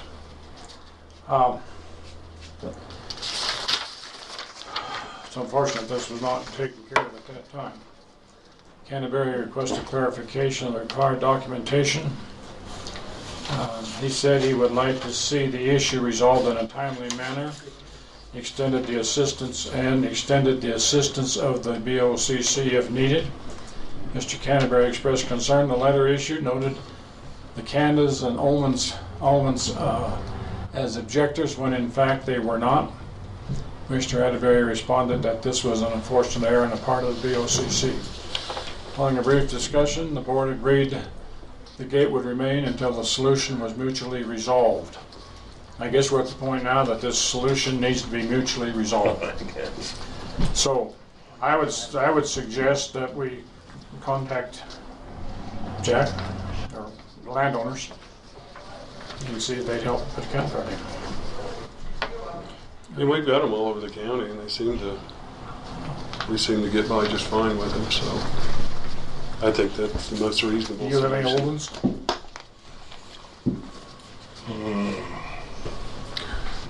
Yeah, we wouldn't have one that they'd be able to use. Yes, ma'am. I just wanted to make the point of when they're talking about wildfire mitigation and everything, I believe that's Elsie Lane, is that correct? A possibility of being an escape route and a staging area, so if you keep that into consideration when you're making your plans. Having said that, the cattle guard. Cattle guard still seems the best for him to go. Let's go after it. Okay. Hopefully it won't involve as much as the last time we went to a cattle guard. I'm not agreeing. Hang on. John's right. I agree with John. It's the cattleman's job to fence their cattle in. And I don't think we should be impeding a county road with anything, a gate or a cattle guard. For what that lady said, and the Amish and anybody else who wants to cross it, you want your cows not to walk out, put a fence up. I agree with John.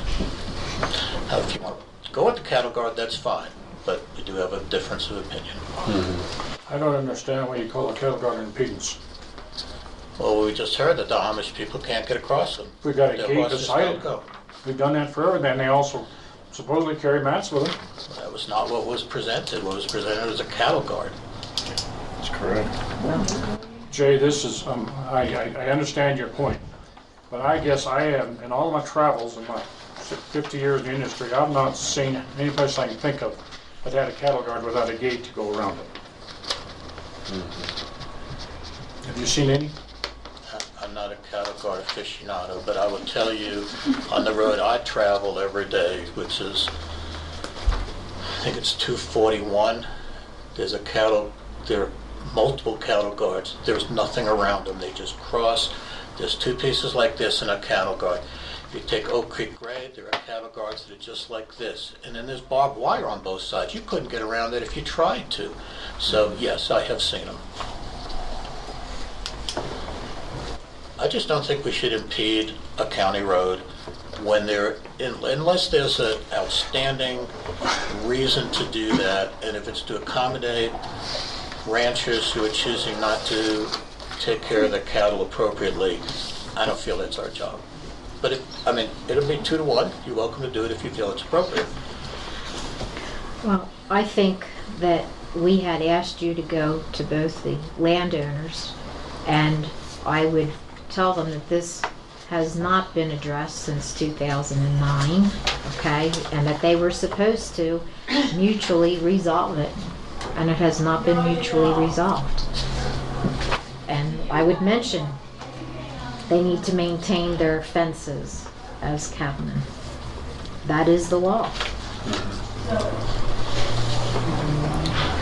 I mean, if whoever said it, if Mr. Canterbury is using the outside of that area to graze his cattle, that's not, shouldn't be doing it. I don't understand that, Donna, because state law requires that you fence animals out, not in. And in this case, it requires that you fence the county road requires that you fence the animals out so they can't come into the county road. And a cattle guard, if that's a more economical solution than building fence at about $5,000 a mile, is one that I think is certainly a reasonable. And the fact that, my God, we've had county, excuse my friends, but we've had county guards in this county forever. Well, all right, now let's, do we need a motion, Counselor, to Can I say that one make more it thing? clear? Yes, sir. Wouldn't it be to solve it all, him to put a fence there, then you wouldn't have to worry about the Amish, you wouldn't have to worry about the cattle cars, have him put a fence there for his cattle. You know, it wouldn't be the problem then. Well, it's interesting, you know, folks, everybody Just open the gate and he'll put a fence there. everybody has got a solution that's to their best interest. I know. And it's ours to try to figure out what's in the best interest of everybody. We can't, you know, it's like cutting I'm just suggesting. it's like cutting something in half. Neither half is happy. But Oh, Solomon now. Well, what?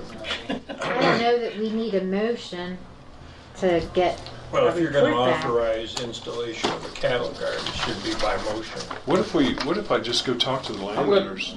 go talk to them and see what we can do, and then we'll go from there.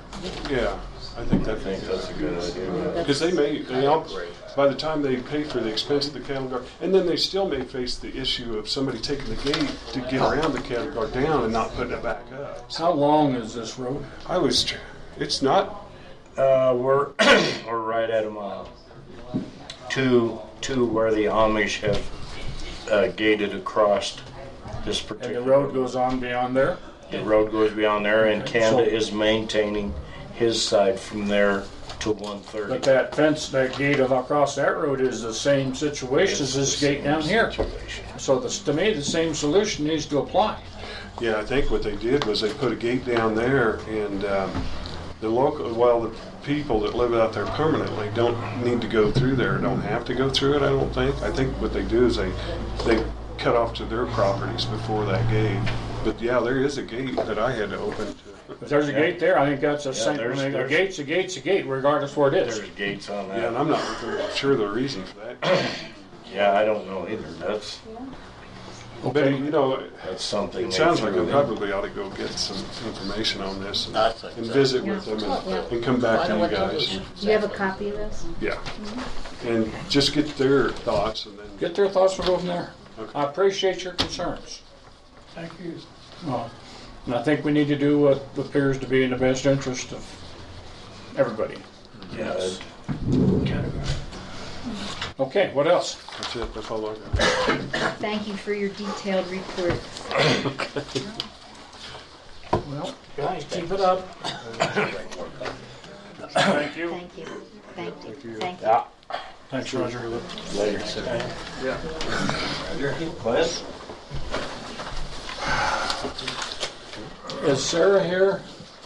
Still awake? Yeah, the landfill is here. Landfill's here. I know. I asked if Sarah Shields is here. So She's upstairs. okay, so she's busy for right now. Okay, I thought maybe she was in just for the meeting. Okay, come on in. Landfill next. Greetings. Morning, sir. Hey, Kelly.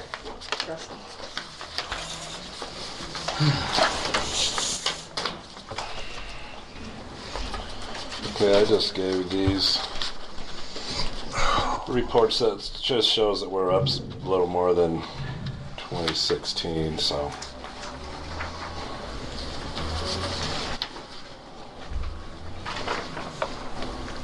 That's always a good thing. We're at 100 and...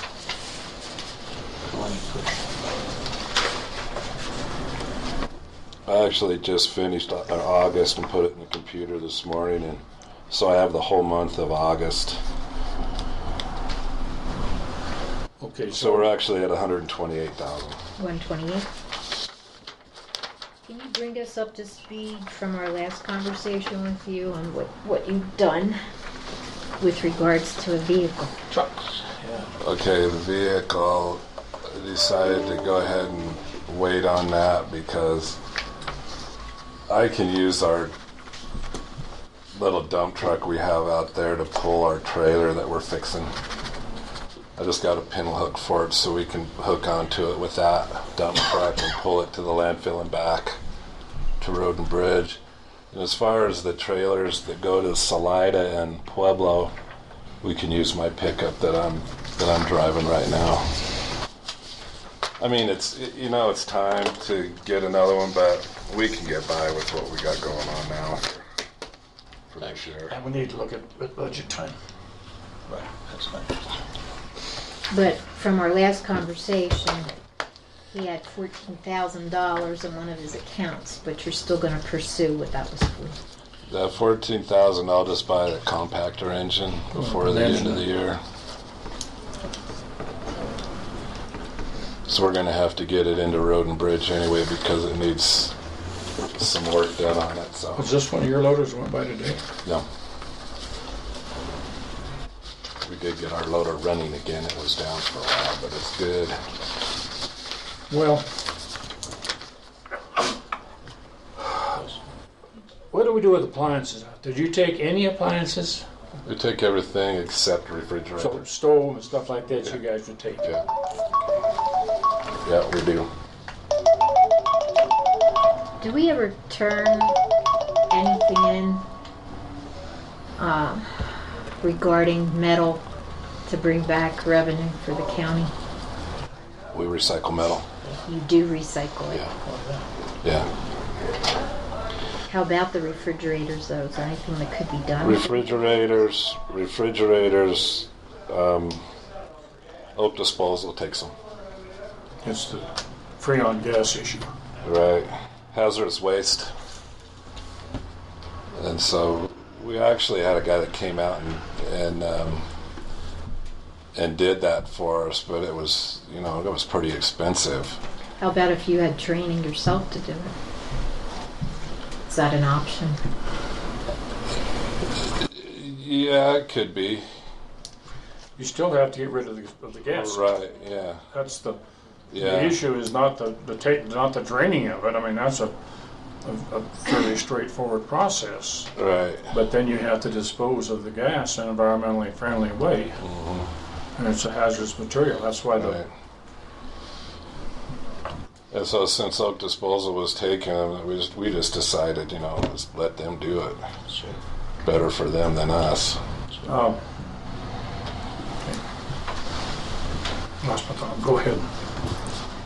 Are you getting a lot on site? Refrigerators? Not anymore. Okay.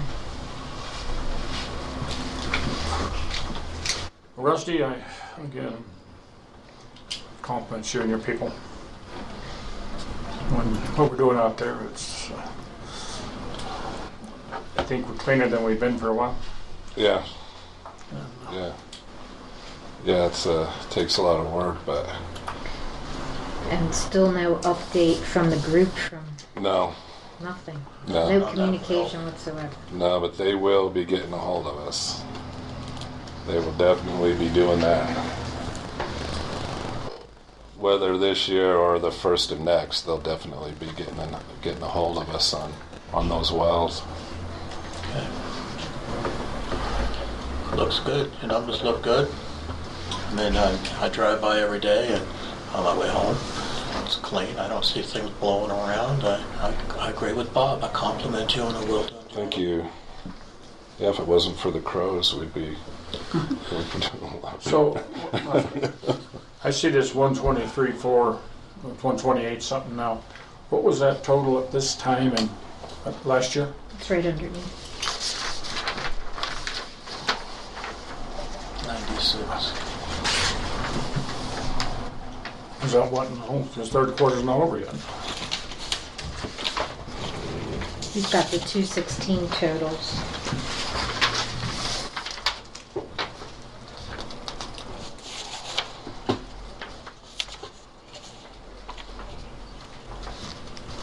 See, for the whole third quarter last year, we were at 125. At the end of the third quarter. Third quarter, yeah. So we still have the month of we still have September the to month go. of September to go, and And we're we're already at 100. 128. Okay. I follow that. Good. Anything else for us? Working on the budget, and financial assurance is just about complete, so I'll get that turned in this month, which would be a month early. That's a good thing, because usually they want it turned into the state by October, so I'll get it turned into them in September, which will really be good. Loader's running. We'll take the compactor to the shop sometime this winter, and our trailer's almost finished, so all is well. Thank Did you get that recorded? We don't hear that very often. It's all is well. Y'all are witnesses now. Okay, well, thank you very much. Okay. Good report. Stop my phone from ringing. Good job. Good luck on your budget preparations. I'm gaining on it. Okay, we'll have a 5-minute break. Recess. Okay. Or I could just run across the hall on my own, either way. No, 7. Next item on the agenda will be, let's see, Human Finance and Resources. She's right here in front of us. You're up.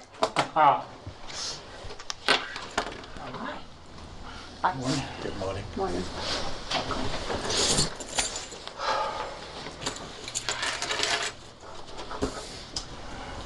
It is once again time to put the propane bid in. And again, it ends up being not so much that only one person could get the bid, but that it's hard for everyone else to be competitive and for us to help them be competitive without owning the tanks. So that at budget time, if we could look into that, owning the tanks, that it would be. But this is just the normal that I've put in every time that has, gives how many tanks we have, the locations, how many gallons we use, when I want the parameters of the bids to come through. And are you soliciting local? Yes. You sure that Napolito? Yes. Help me on his name. I call it San Isabel Services. Okay, San Isabel Services. That way I don't have. Don't I remember him as a Neapolitan ice cream, but his name isn't Neapolitan. I think it's Neapolitan, on there.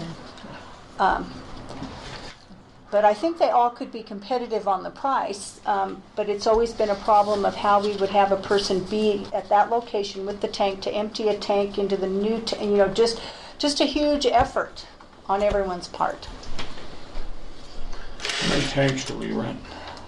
I think we only own 2, so that would be 10, I believe, that we rent. What would a tank cost? I wonder. 500? I'm going to say $2,500 a piece, I think it is. 1,000 gallon. Yeah. And so at different times, I've gotten different prices. Yeah, because I know Lynn one time made the remark that we'd missed a chance when they took out all those old propane tanks and we're trying to get rid of them. Well, and if we could just come up with a process, it wouldn't be necessary for us maybe to purchase them. If we could just come up with a process of how we could do the swap out, between different companies and pull that or stop getting fuel at this point in time to get the, if I would to put the bid earlier, if that would help make that happen, just some way that maybe if we visited with all the companies that we could know how to make that be, because if it's a full tank and then Terry's out there trying to empty, that's a bummer.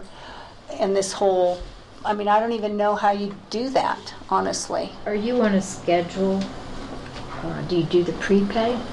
We don't do a prepay, they just tell us a price that's much better than normal pre-buy, but we do not write the check ahead. We did that one year, and boy, that was hard with all those tanks. Yeah, but they just guarantee us a fixed price for a certain amount of time. And then Chuck does put it on the website as well. And we did pass a resolution this morning on your position as finance director. Finance officer. Officer. No comment? No, thank you, I guess. Maybe. Wait, I'll hold that till later, once the budget hearings are over.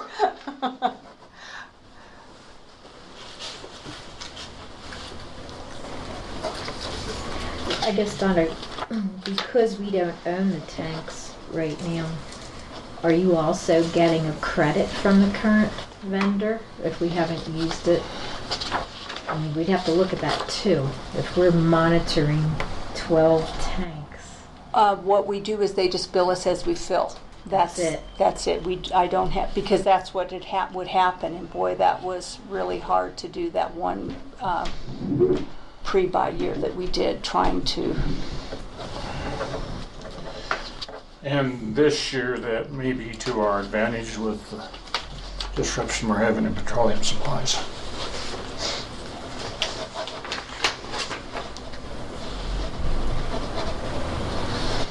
And just another question for clarification.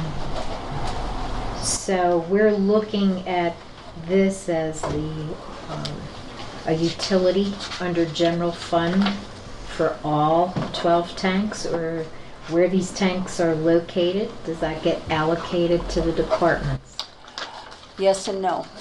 Is grounds and building pays for most. The sheriff's complex, I do bill his department. Wetmore, the general fund pays for it, but I do name it as being the WCCL or on that part. But it does, that is one of the things that we have, that's an allocation out of the general fund. Okay, so going forward, we're going to be meeting, Donna and I, today and tomorrow prior to the workshop that we have on Friday. And I had asked her a while back I'd like to see the Wetmore building as its own budget item. So this would be something we would be looking at, all the utilities down there, which that's never existed before. Correct. So that's one thing we're going to be working on. And in here, that would also, though, well, I don't know. So we're continuing to pay the utilities for the fire department. Correct. And how do we track that if you just bring the building, the Wetmore building out by itself? I think we should be looking at that too. And what I do when I'm showing it, or when Brenda does the data entry, we just show one as WCCL and the total, and we show Wetmore Fire as the total. Same way with the phone bills, that we just showed, so that I could, if we pulled that bill and ran the report, we could pull out those pieces. So But they are. We're good right now with I the way could, you're I doing could it. absolutely tell you how much, but it is not, does not have its own set of account numbers. Probably doesn't need it. It could go either way, because it would probably only be communication and grounds and building. So it'd just be two, unless it grew into something more. Okay. What else? That was it. Just the handwrittens. And I guess just for transparency, I will tell who the handwrittens are for. It is for CCOM, Black Hills Energy General Fund, Black Hills Road and Bridge, San Isabel Electric General, San Isabel Electric Road and Bridge, and the Xerox Corporation. Every month we have a few of these because the billing cycle doesn't quite coincide with our cycle. So when we get them in to avoid late fees, we just handwrite them. Okay. That it? That's it. Thank you very much. Oh, I mean, I'm just kidding. I don't care. Thank you, ma'am. Thank you. See you later. See ya. Mr. Tim. Ready for me? Hey, how you doing? How you doing? Morning, Tim. How you doing? Hi, Tim. How you doing? Good to see you. How you doing? Okay. Yeah, let me have the report. Here's Bob, here's the original. Thank you. Copy. Okay. All right. September. Last month was August, so the August report. First page. 69 phone calls. We had 83 appointments last month. So pretty busy month. In September, we'll be even busier because we're getting ready to kick off the Veteran Trust Fund grant program. And we'll be taking applications next Monday. So I anticipate if it's like it has been the last couple of years, I'll have probably 30 to 40 people come to my office next Monday. Okay, so crazy day. Okay, the fourth page, the monthly database number, we're up to 395. So it keeps growing. We keep averaging 5 to 8 a month, pretty consistently in that. Okay. One of the things I want to mention, the new portal. I mentioned last month, July, I went through training to use this new portal for submitting paperwork to VA claims and stuff like that. So that is up and running. I've used it a couple times this last month, and it works great. Also, an update is in the VA system, the health records. This is new. I now have access to medical records. So I'm working on disability claims for veterans. In the past, I had to have the veteran, if they were supporting documentation in his medical records, he had to go to the VA and try to get it. Now I can actually go in also and look at those records. Okay. Do you get authorizations from them before you do it, or could you just Yeah, no, there's a power of attorney required that they have to sign. That's what I want. Then it gets faxed in, and then VHA will then flip a switch that gives me access to those records. So I can only look at the records for the veterans who we have power attorneys for, and that has the process. So it's taken about a month and a half to get that approval. So August 23rd, went to the farmers market first time. Been trying to get out there all summer, and it was a good day. Had 9 visits with vets at the farmers market. Had a couple of new vets met there, including one female veteran who was living in Cotopaxi, and she's been going actually to Pueblo to work at the VSO down there. So she was so she's going to start coming in, and we're going to work on her stuff. So Wetmore, August 28th. Went down there. We had some internet issues down there, so had 2 appointments, and we weren't able to get done what I'd hoped to get done while I was down there. It was up and down, and so it kept kicking me out of the system. So they ended up coming up here to get some work done. Have you talked to the building committee? No, I talked to Chuck just to see if there's been any issues. I'm just couching. Oh no. No. I don't want to talk about internet. No, I know. That's why this was going to be a real short point. Yeah. But I just want to let you know, the month prior, no problem. It worked great down there. So I just figured it's just one of those days. I have them at the house. Most of the time it works great, but every once in a while I have one of those days. So then the next day, 29th of August, I went to Denver. I met with Ann Vessels, the law professor up there, who started a veterans clinic up there, and they are in the process of going from part-time to a full-time clinic. And as I mentioned in the past, we've been coordinating, we wanted to get together to have a good discussion about the appeals at BVA level, Board of Veterans Affairs level, and we're in agreement that on especially certain select cases for sure, they're kind of getting into the deep end of the pool with some of the legal aspects of it. They have agreed to take those cases, and we're looking at also in the VA world, you have power attorneys through different organizations that you can get, and I have through the state, and I also have national power attorney at the national level through the National Association. She is also eligible for that power attorney, so she's going to look into getting that membership there. The importance of that is if we do turn these cases over to her, when we do that, we'll use the power attorney through the National Association, and then we'll both have access still to the VA system, so I can still help her prep the vet here and have access to the system. So we're in the process of doing that. Okay.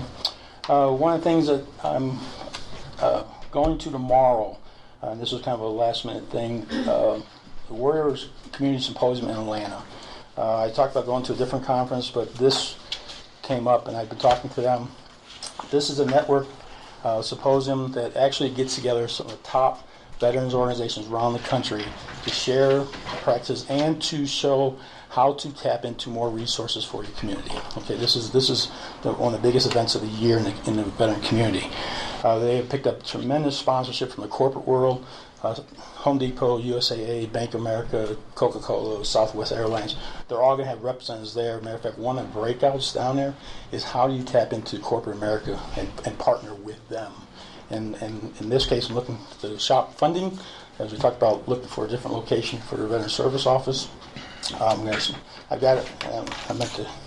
I've got this. This is kind of something I'm taking down as a general handout. And this is something I've been working on. I'll show you what the potential is. And this is just to help me shop while I'm down there, okay? And the graphic credits go to my wife. She's the graphic artist, okay? So if you ever need a graphic artist, she's really good. 15 years of newspaper experience. So anyways, it just kind of shows what the potential is. On page 3 is kind of a mock-up of a floor plan if we were able to relocate to that facility, okay? And like I said, there's actually one breakout that's targeting to help, especially rural communities, understand where is funding potentials out there. There are corporations looking to help communities that are needing funding. So we're going to be shopping that, okay? On this building, that would be a county-owned facility, right? Yes, absolutely. And in order for it to be a county-owned facility, Donna, don't we have to advertise and so forth if we were to do something with this? Okay. We just can't say this is it. Right.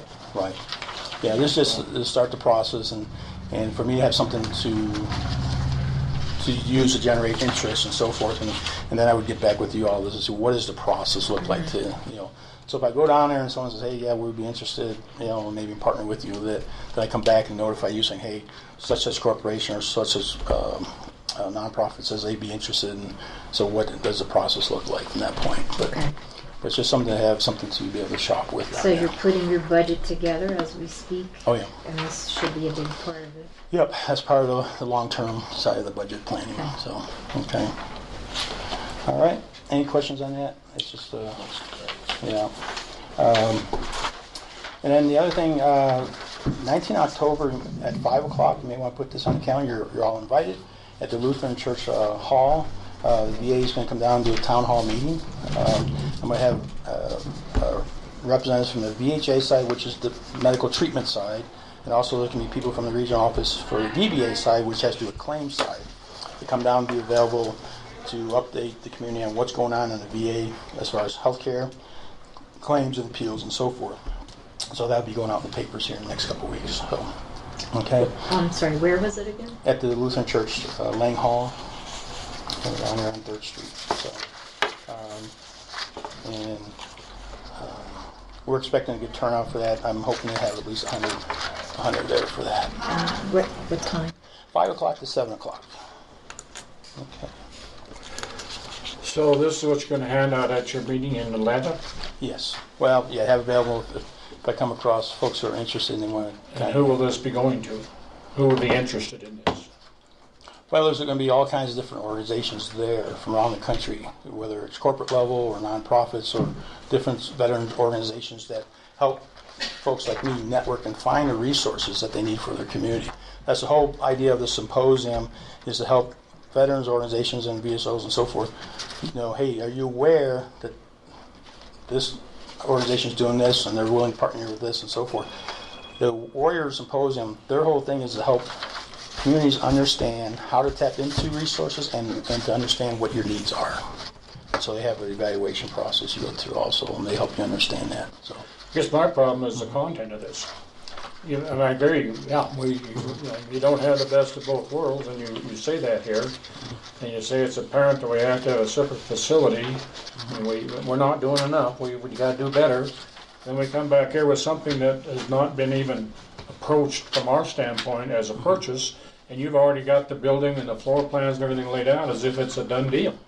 No, that's just a dream list type thing of saying, hey, here's the goal. That's how, here's what we're going to try and do. Okay, and here's the process we go for it. Knowing that there's still things that I don't understand the whole process as far as that goes. But you have to start somewhere to be able to say, hey, how do we find the funding for this? So you have to have something to present saying, here's our goal, what we want to have is a veteran service. So you're going to be giving this to potential people that would give you, that would be potential donors to this building? Hopefully. Is that where you're going with this? Right. Okay. To have something that people can say, here's the vision, here's what we're trying to establish in our county. And something that's going to look like this. It might not be this building, it might be a different floor plan, but you have to start somewhere. I would like to see maybe label this as a draft example or draft planning or something, so it doesn't appear as it's a... Right, okay. I can do that. I have no problem from that standpoint. Right, but you understand what I'm saying? It's just a starting point Oh, here's, yes, here's no, the Tim, vision I'm- type of thing. So I'm very comfortable, but Okay, as you cool. read through this is a property for sale. We can do this and this and this, and we really haven't got to that point yet. Right. But to use this as an example right.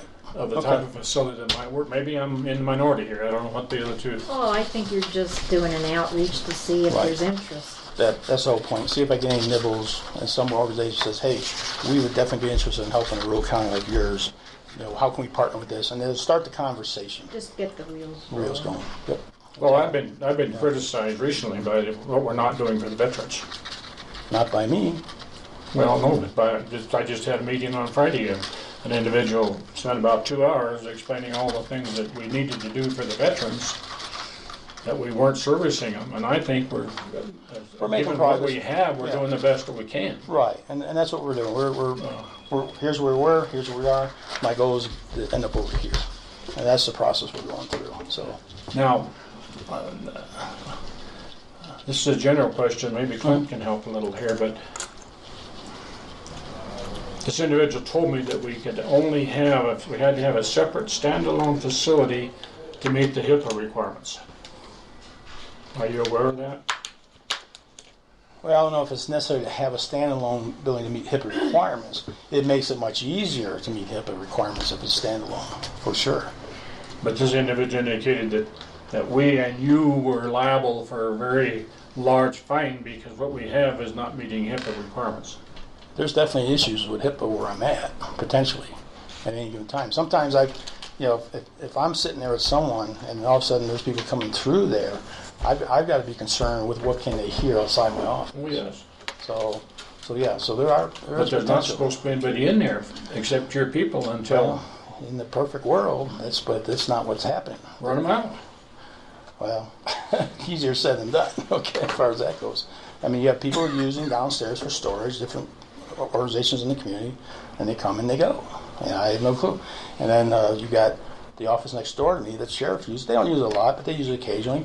And I've no heads up saying, hey, we're coming over with 5 people, do an interview and so forth. Human Services comes over unannounced, and they bring a whole family. And there's kids out in the waiting area running around. That's not acceptable. Okay, but it doesn't happen a lot, but it does happen, that type of thing. So, and I have no authority to say, hey, you gotta leave. Okay, so that's beyond my purview. You're also not ADA compliant. Right. Yeah. That's a big issue. Yeah. That building is Yeah. not ADA That's- compliant, just like this one is. Then why aren't we? Where is the non-compliance?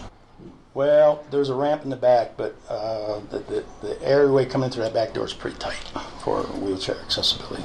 But it does meet the compliance, I believe. I've never measured it, so I don't know. I'm not an expert definitely from that area, but it's pretty tight. Because Carol Custer was pretty cognizant. Yeah. It might meet the compliance, but as far as easy accessibility, it's, so far it hasn't been an issue so far, but there's always a first, and I'm getting more and more aware because my dad just became wheelchair bound, so, and he lives with me, so. On our report in the past, you've all given us a number of contacts, year to date or something, that you used to highlight in yellow. Well, that's, for the month, that third page. Oh, that's the original. I don't have a third page. Sorry. It's on the sample. I think it's not with the original. Sorry about that. I say I had an extra copy. I was trying to figure why I had an extra copy. You guys have a third page? Yeah, on that one. It's always on the working copy. Sorry about that. I was trying to figure why I had an extra copy and it's in my folder. Okay, so total, that's to date $395. is $395. Yep. That's for this year. No, that's total in the system. That's total in the system. Okay. No. Well, we had about 160, you said, when you took over? No, 62. 62 when you took 62. over. Yep. Okay. Yep. Yeah, it keeps Good. growing. Okay. I kept looking for this sheet. Yeah, sorry. I was looking, I said, I got an extra copy here. I knew I had just the right number, but so I give you the original. I always forget to sometimes give you the. Oh, this is. That's your copy. That's your personal copy. This is my copy. Yeah. Right. Yeah.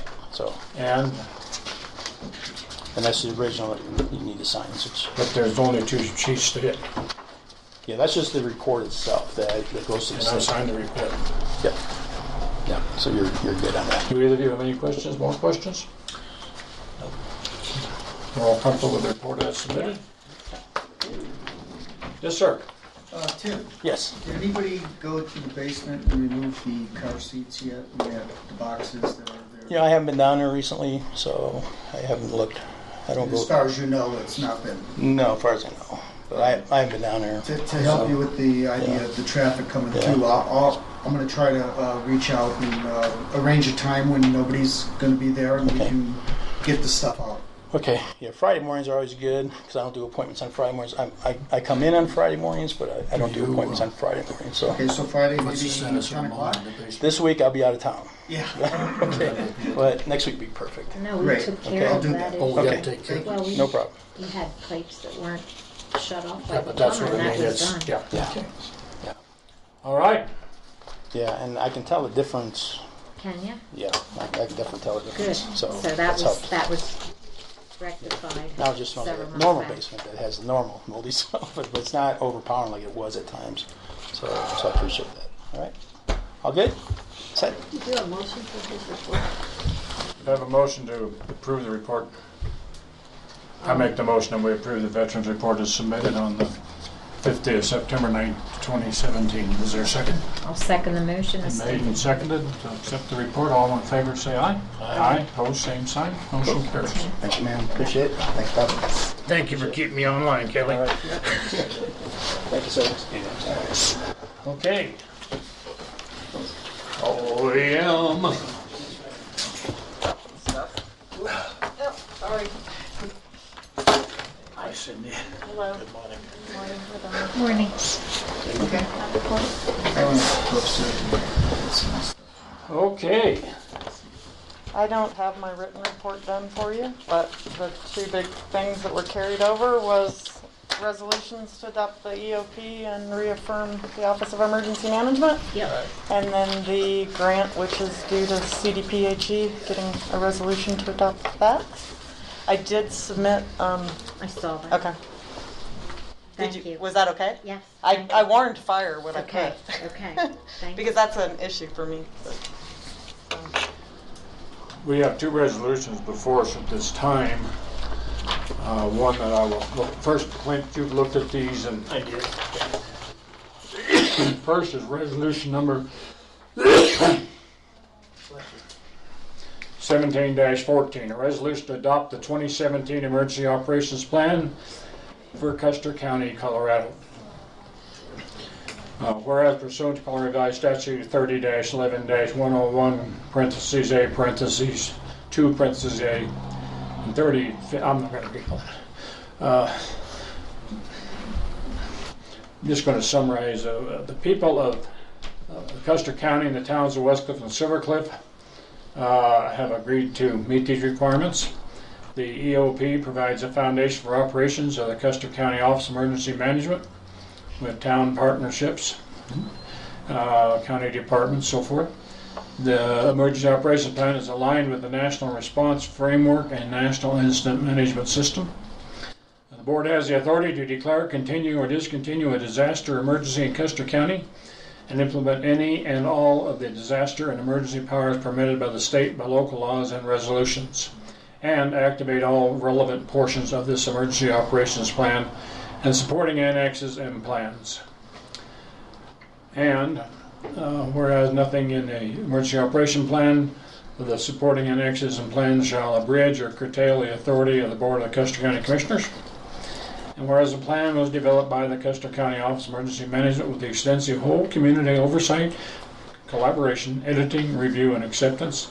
And whereas it is recognized that the Emergency Operations Plan is a base plan and the supporting annexes and plans are at the date of this resolution already adopted or completed or in development and will be developed.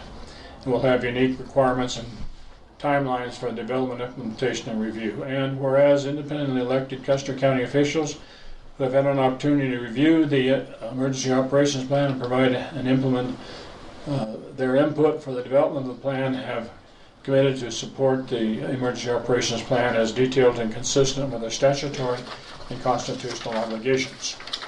Whereas the Board has determined that it would serve best interest of the public to adopt the emergency operations plan for Custer County. Now therefore be resolved that the Board of County Commissioner hereby approves the 2017 Custer County and towns of Westcliff and Silvercliff emergency operations, subject to the provisions cited therein. Be it further resolved, the Robert Katnick, duly elected qualified member and chair of the Board of County Commissioner, or Donna Hood, duly elected qualified and vice chair of the County Commissioners, be and is hereby authorized and appointed on behalf of the Board to execute any and all documents necessary to carry out the intent of the Board as described therein. Is there any questions? This is basically a standard agreement. This is what we've operated under in the past. Basically, Cindy, right? And the template was what was El Paso County used. Right. Pretty, with the exception of the hazmat was taken out. So I will make a motion that we adopt resolution number 17-14. I'll second the motion. Motion made and seconded. Is there any discussion? No. Just one question. Now therefore, the Board of County Commissioners hereby approves the 2017 Custer County and towns of Westcliff and Silvercliff. You've been over those and you approved those and they're consistent with us, right? Tonight I'm on the agenda for town of Westcliff to adopt, and next Monday night I'm on the town of Silvercliff to adopt. If either one didn't, then we could just call it, amend it, and then we'll be inserting resolutions into the document from, just like we did the hazard mitigation plan. So should we approve this before the two towns approve it? Or You did does it the really hazard not make a mitigation difference? plan, it was boom, boom, boom in a period of 3 days. So. I'm fine with it then. I'm just curious Okay. when I see that. Yeah, well, I don't want to usurp our power. well, you can give some good sound legal advice tonight. And then next week I'm on my own. I'm good with it. I think we're there, and just to comment, this is the first update since 2003, so it's long overdue.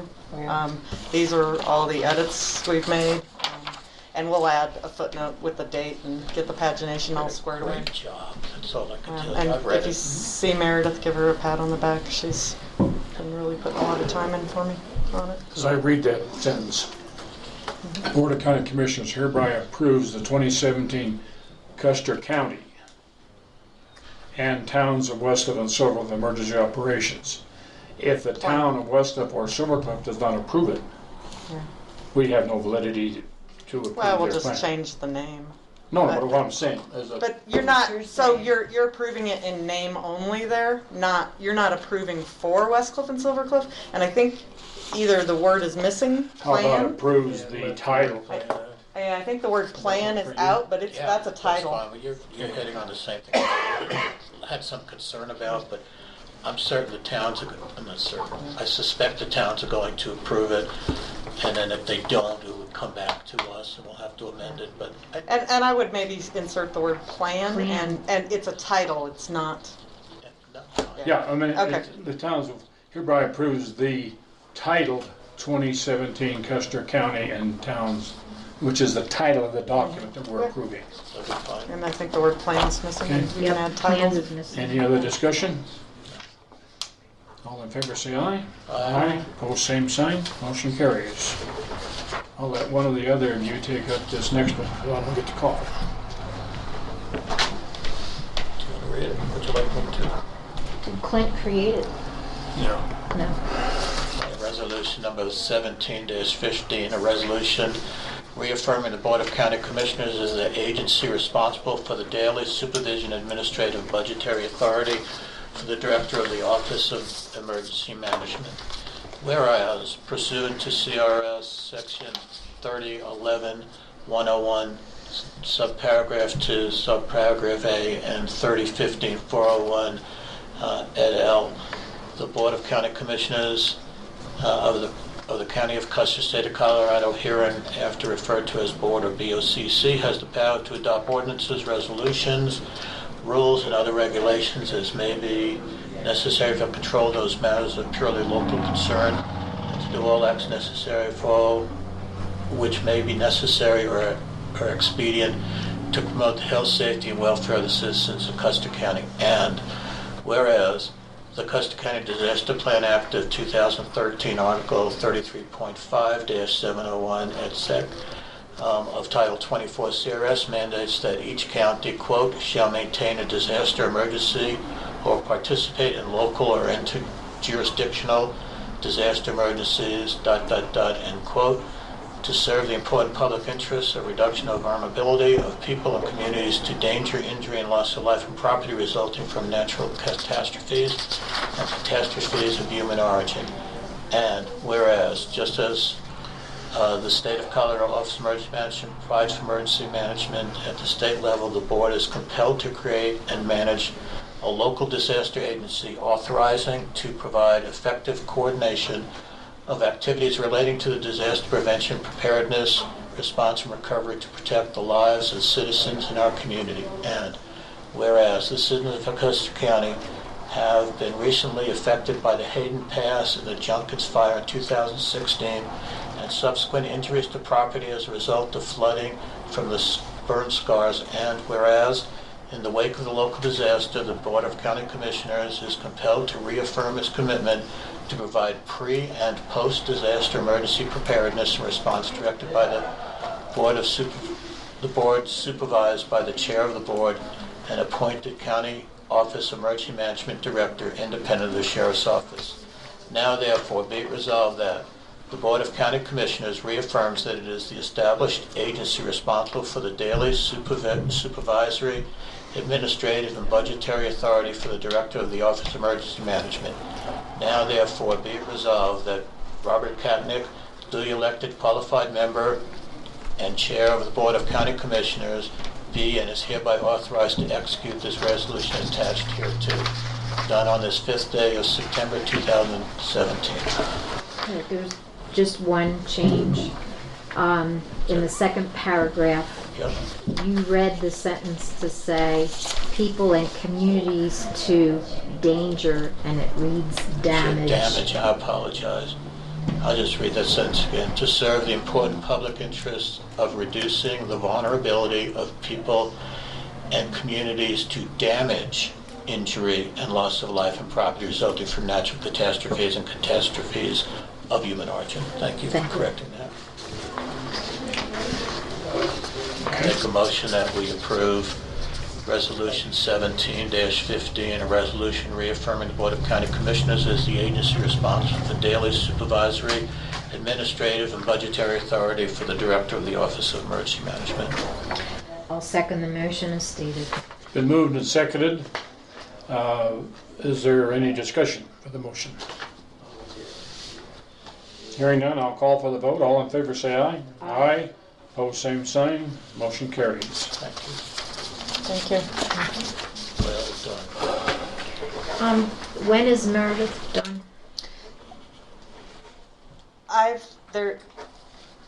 There's some other money in my budget that I'm looking at spending to spend it all. So she's not done until I'm out of money. Okay. And I was gonna. Keep me posted, I'm working please. on my budget Okay. for the 15th, and Okay. you know, I'm obviously going to ask for budgeting next year to keep her.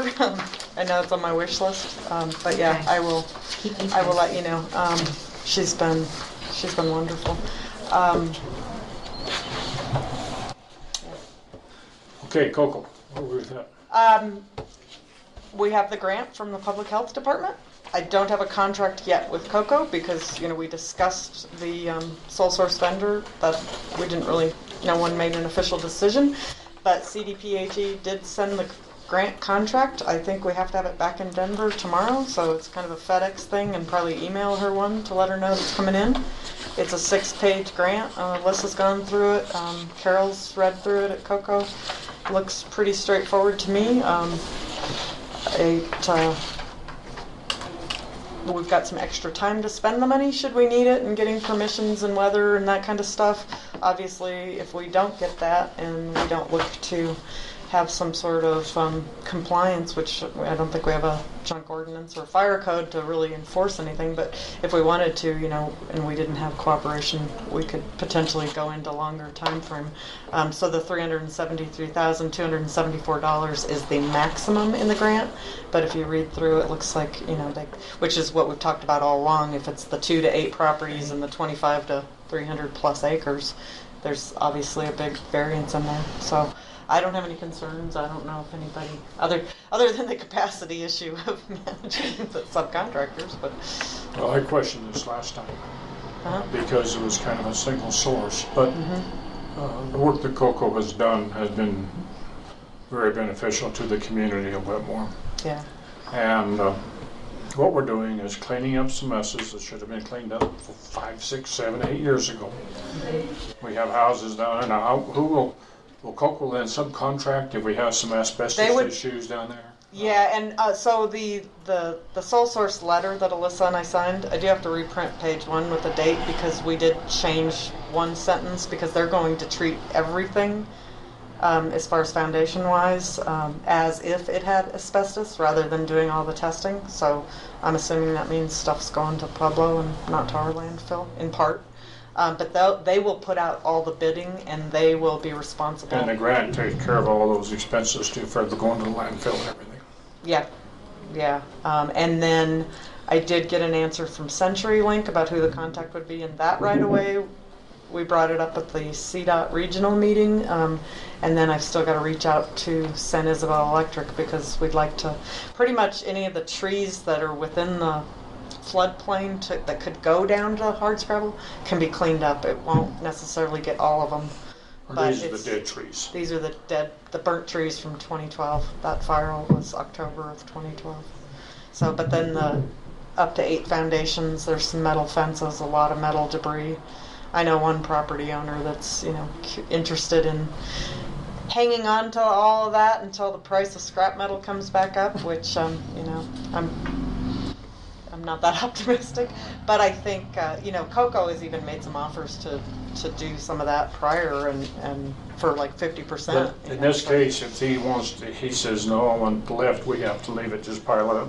Or you can pass the fire code and then you've got some teeth to go. And we can do what? If the fire code is passed by the voters, then that would give the county some legal teeth. If the fire code is passed. Yeah.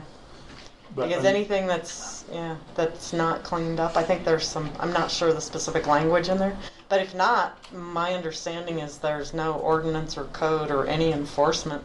It's a private property issue and you have no pride ordinance, you have nothing. And it's a future consideration. But, on the liability side, if there is asbestos getting into the water or any other things, you can certainly be held liable as a county for that. So. No, I'm just talking about the metal. Yeah. If he doesn't want, we need to clean everything else up, but if he doesn't want to do something with the metal, we can't force him with this. Not without some legal teeth, we can't force him.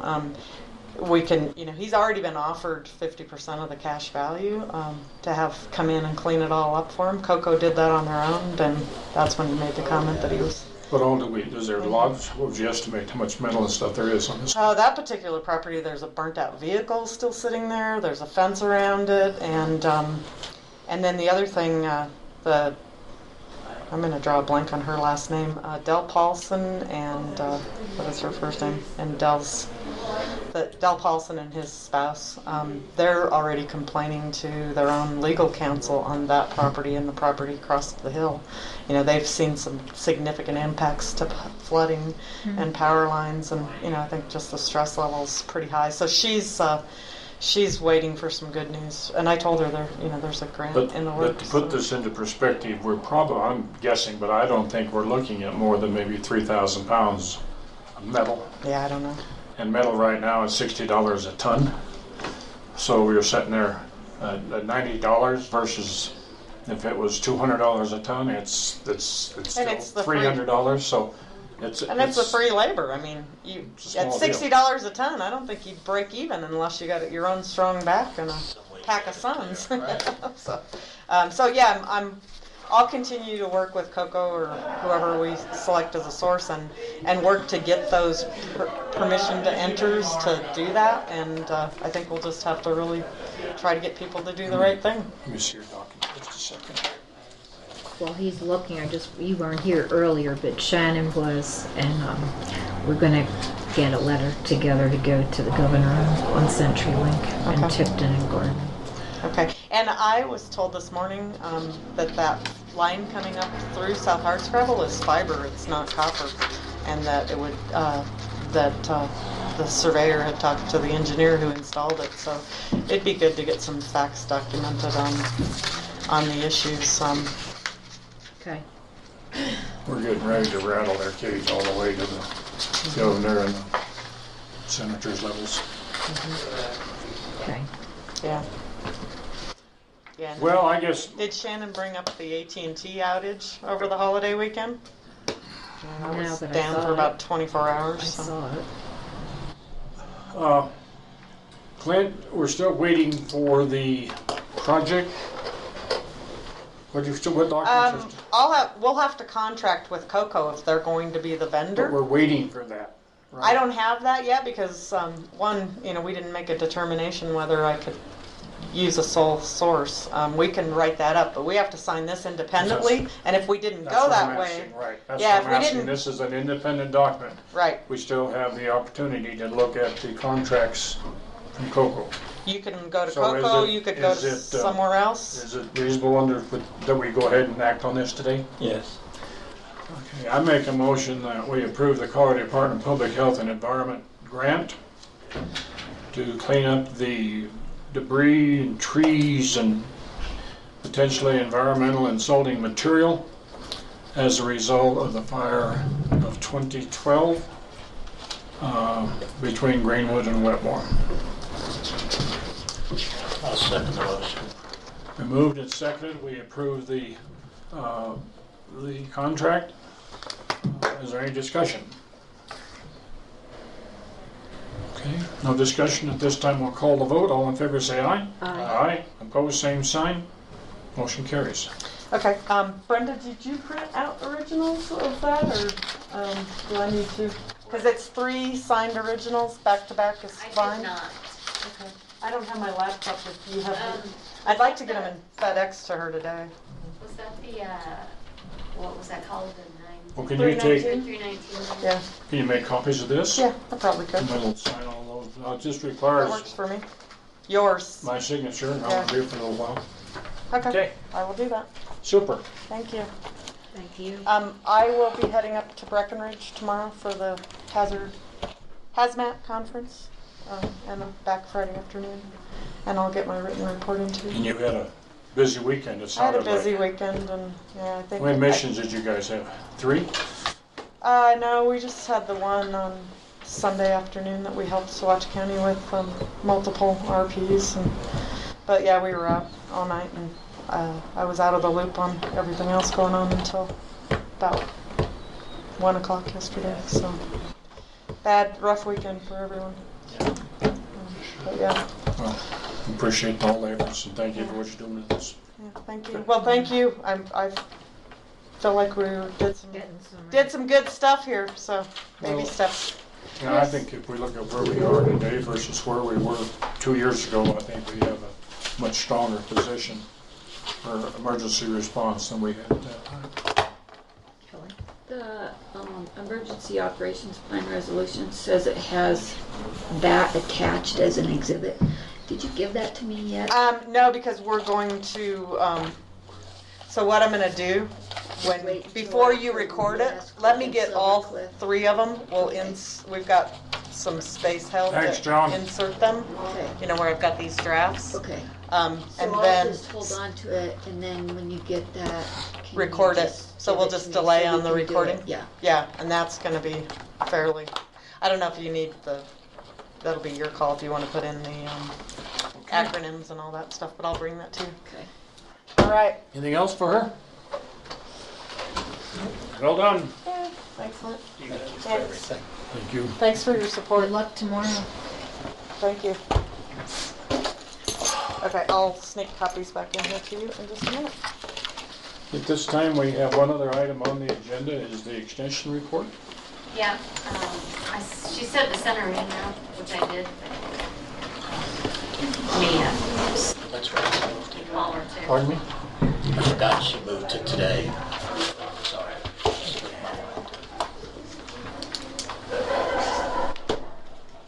Sarah, it's Brenda. They're ready. Okay. Okay.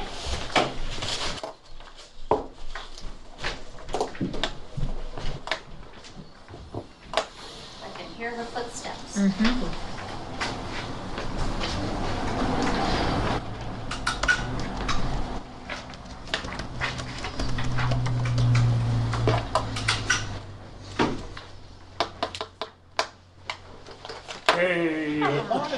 Hi, Jay. Good to see you again.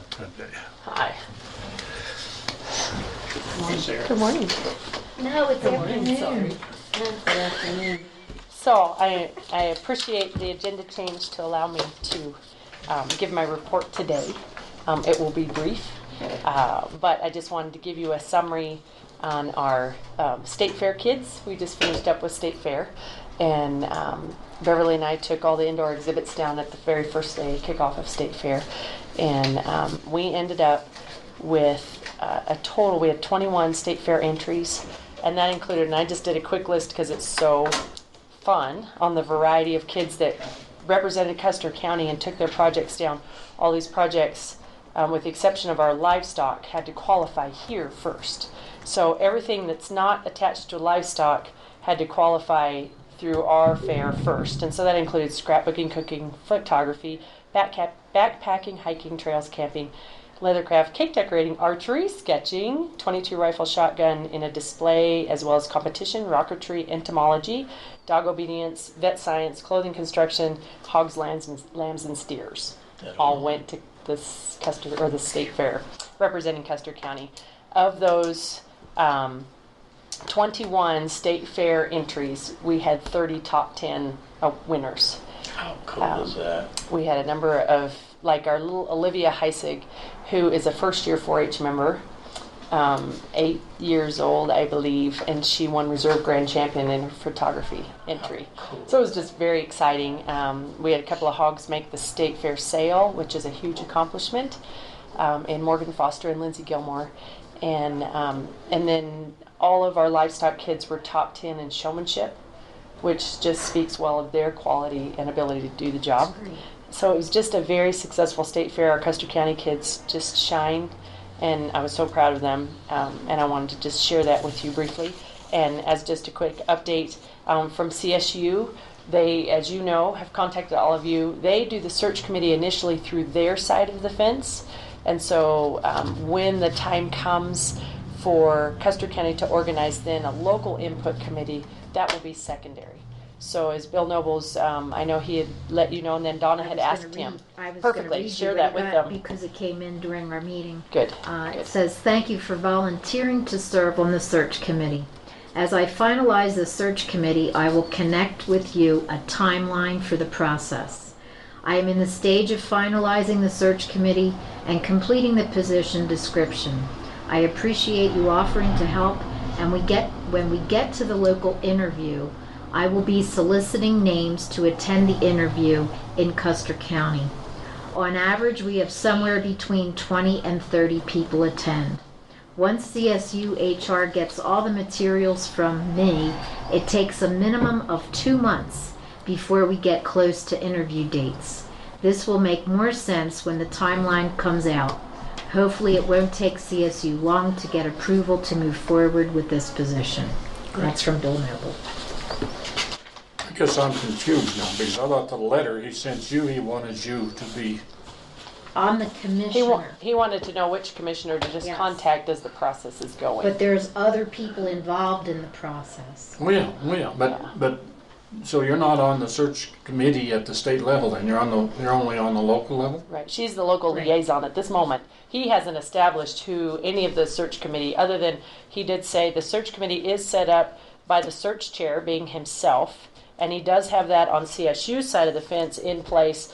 This is probably after what his response to you. This was late this morning that he sent this to me. He said he does have that in place on the CSU side. So then they start analyzing Custer County and deciding all that and looking at our job description. Then they'll move it to a local, then they'll come down here. And it sounds like the 2-stage process is currently in Fort Collins. And when the timing is right, he still has 2 more positions to fill before us. So we're still in that point. Process. Yes. CSU has not entered the position into the system because they have 3 positions ahead of Custer. The nice thing is they're all 3 in the process of being filled. Custer is the next position up to being named. So we're now in waiting mode just on their side of the fence, not ours. So we'll just continue pressing on. Our National 4-H Week is the first week of October. So we have scheduled our awards ceremony the 8th, which is the Sunday at the end of National 4-H Week. And we're gearing up and planning for that, and we'll get final details to you as we pull that together. So let's just celebrate our year with our kiddos. So Is the 8th 8th of October, 2:30. We made certain that we weren't in huge conflicts, including Bronco games, which seems to hinder our attendance at the awards program. Still at the school? Still at the school, yes. And so as we get that finalized, then I'll give you more details on that. Great. Thank you, Sarah. You're And welcome. Great report. could you just give us an update on your new gal upstairs?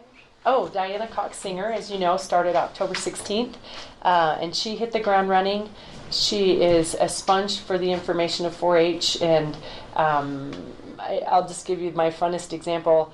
I came in and I appreciate your flexibility with my also trying to get our hay crop in.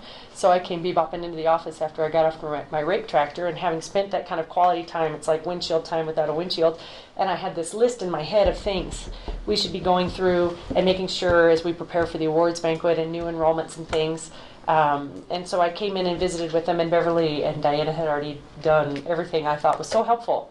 And Diana is just really falling into position. Great. She works well with Beverly, has that same accounting mind. So stepping right into the bookkeeping and analysis of that has been easy for her, comfortable for her, maybe perhaps not easy for any of us, but comfortable for her. And she's terrific on the phones. She's learning the families well that are enrolled in 4-H, and so we're excited to have her. She's a good fit. She has a good sense of humor, and she's a good fit. So yes. All right. Okay. With that, any questions for me? Thank you. You know, this is amazing.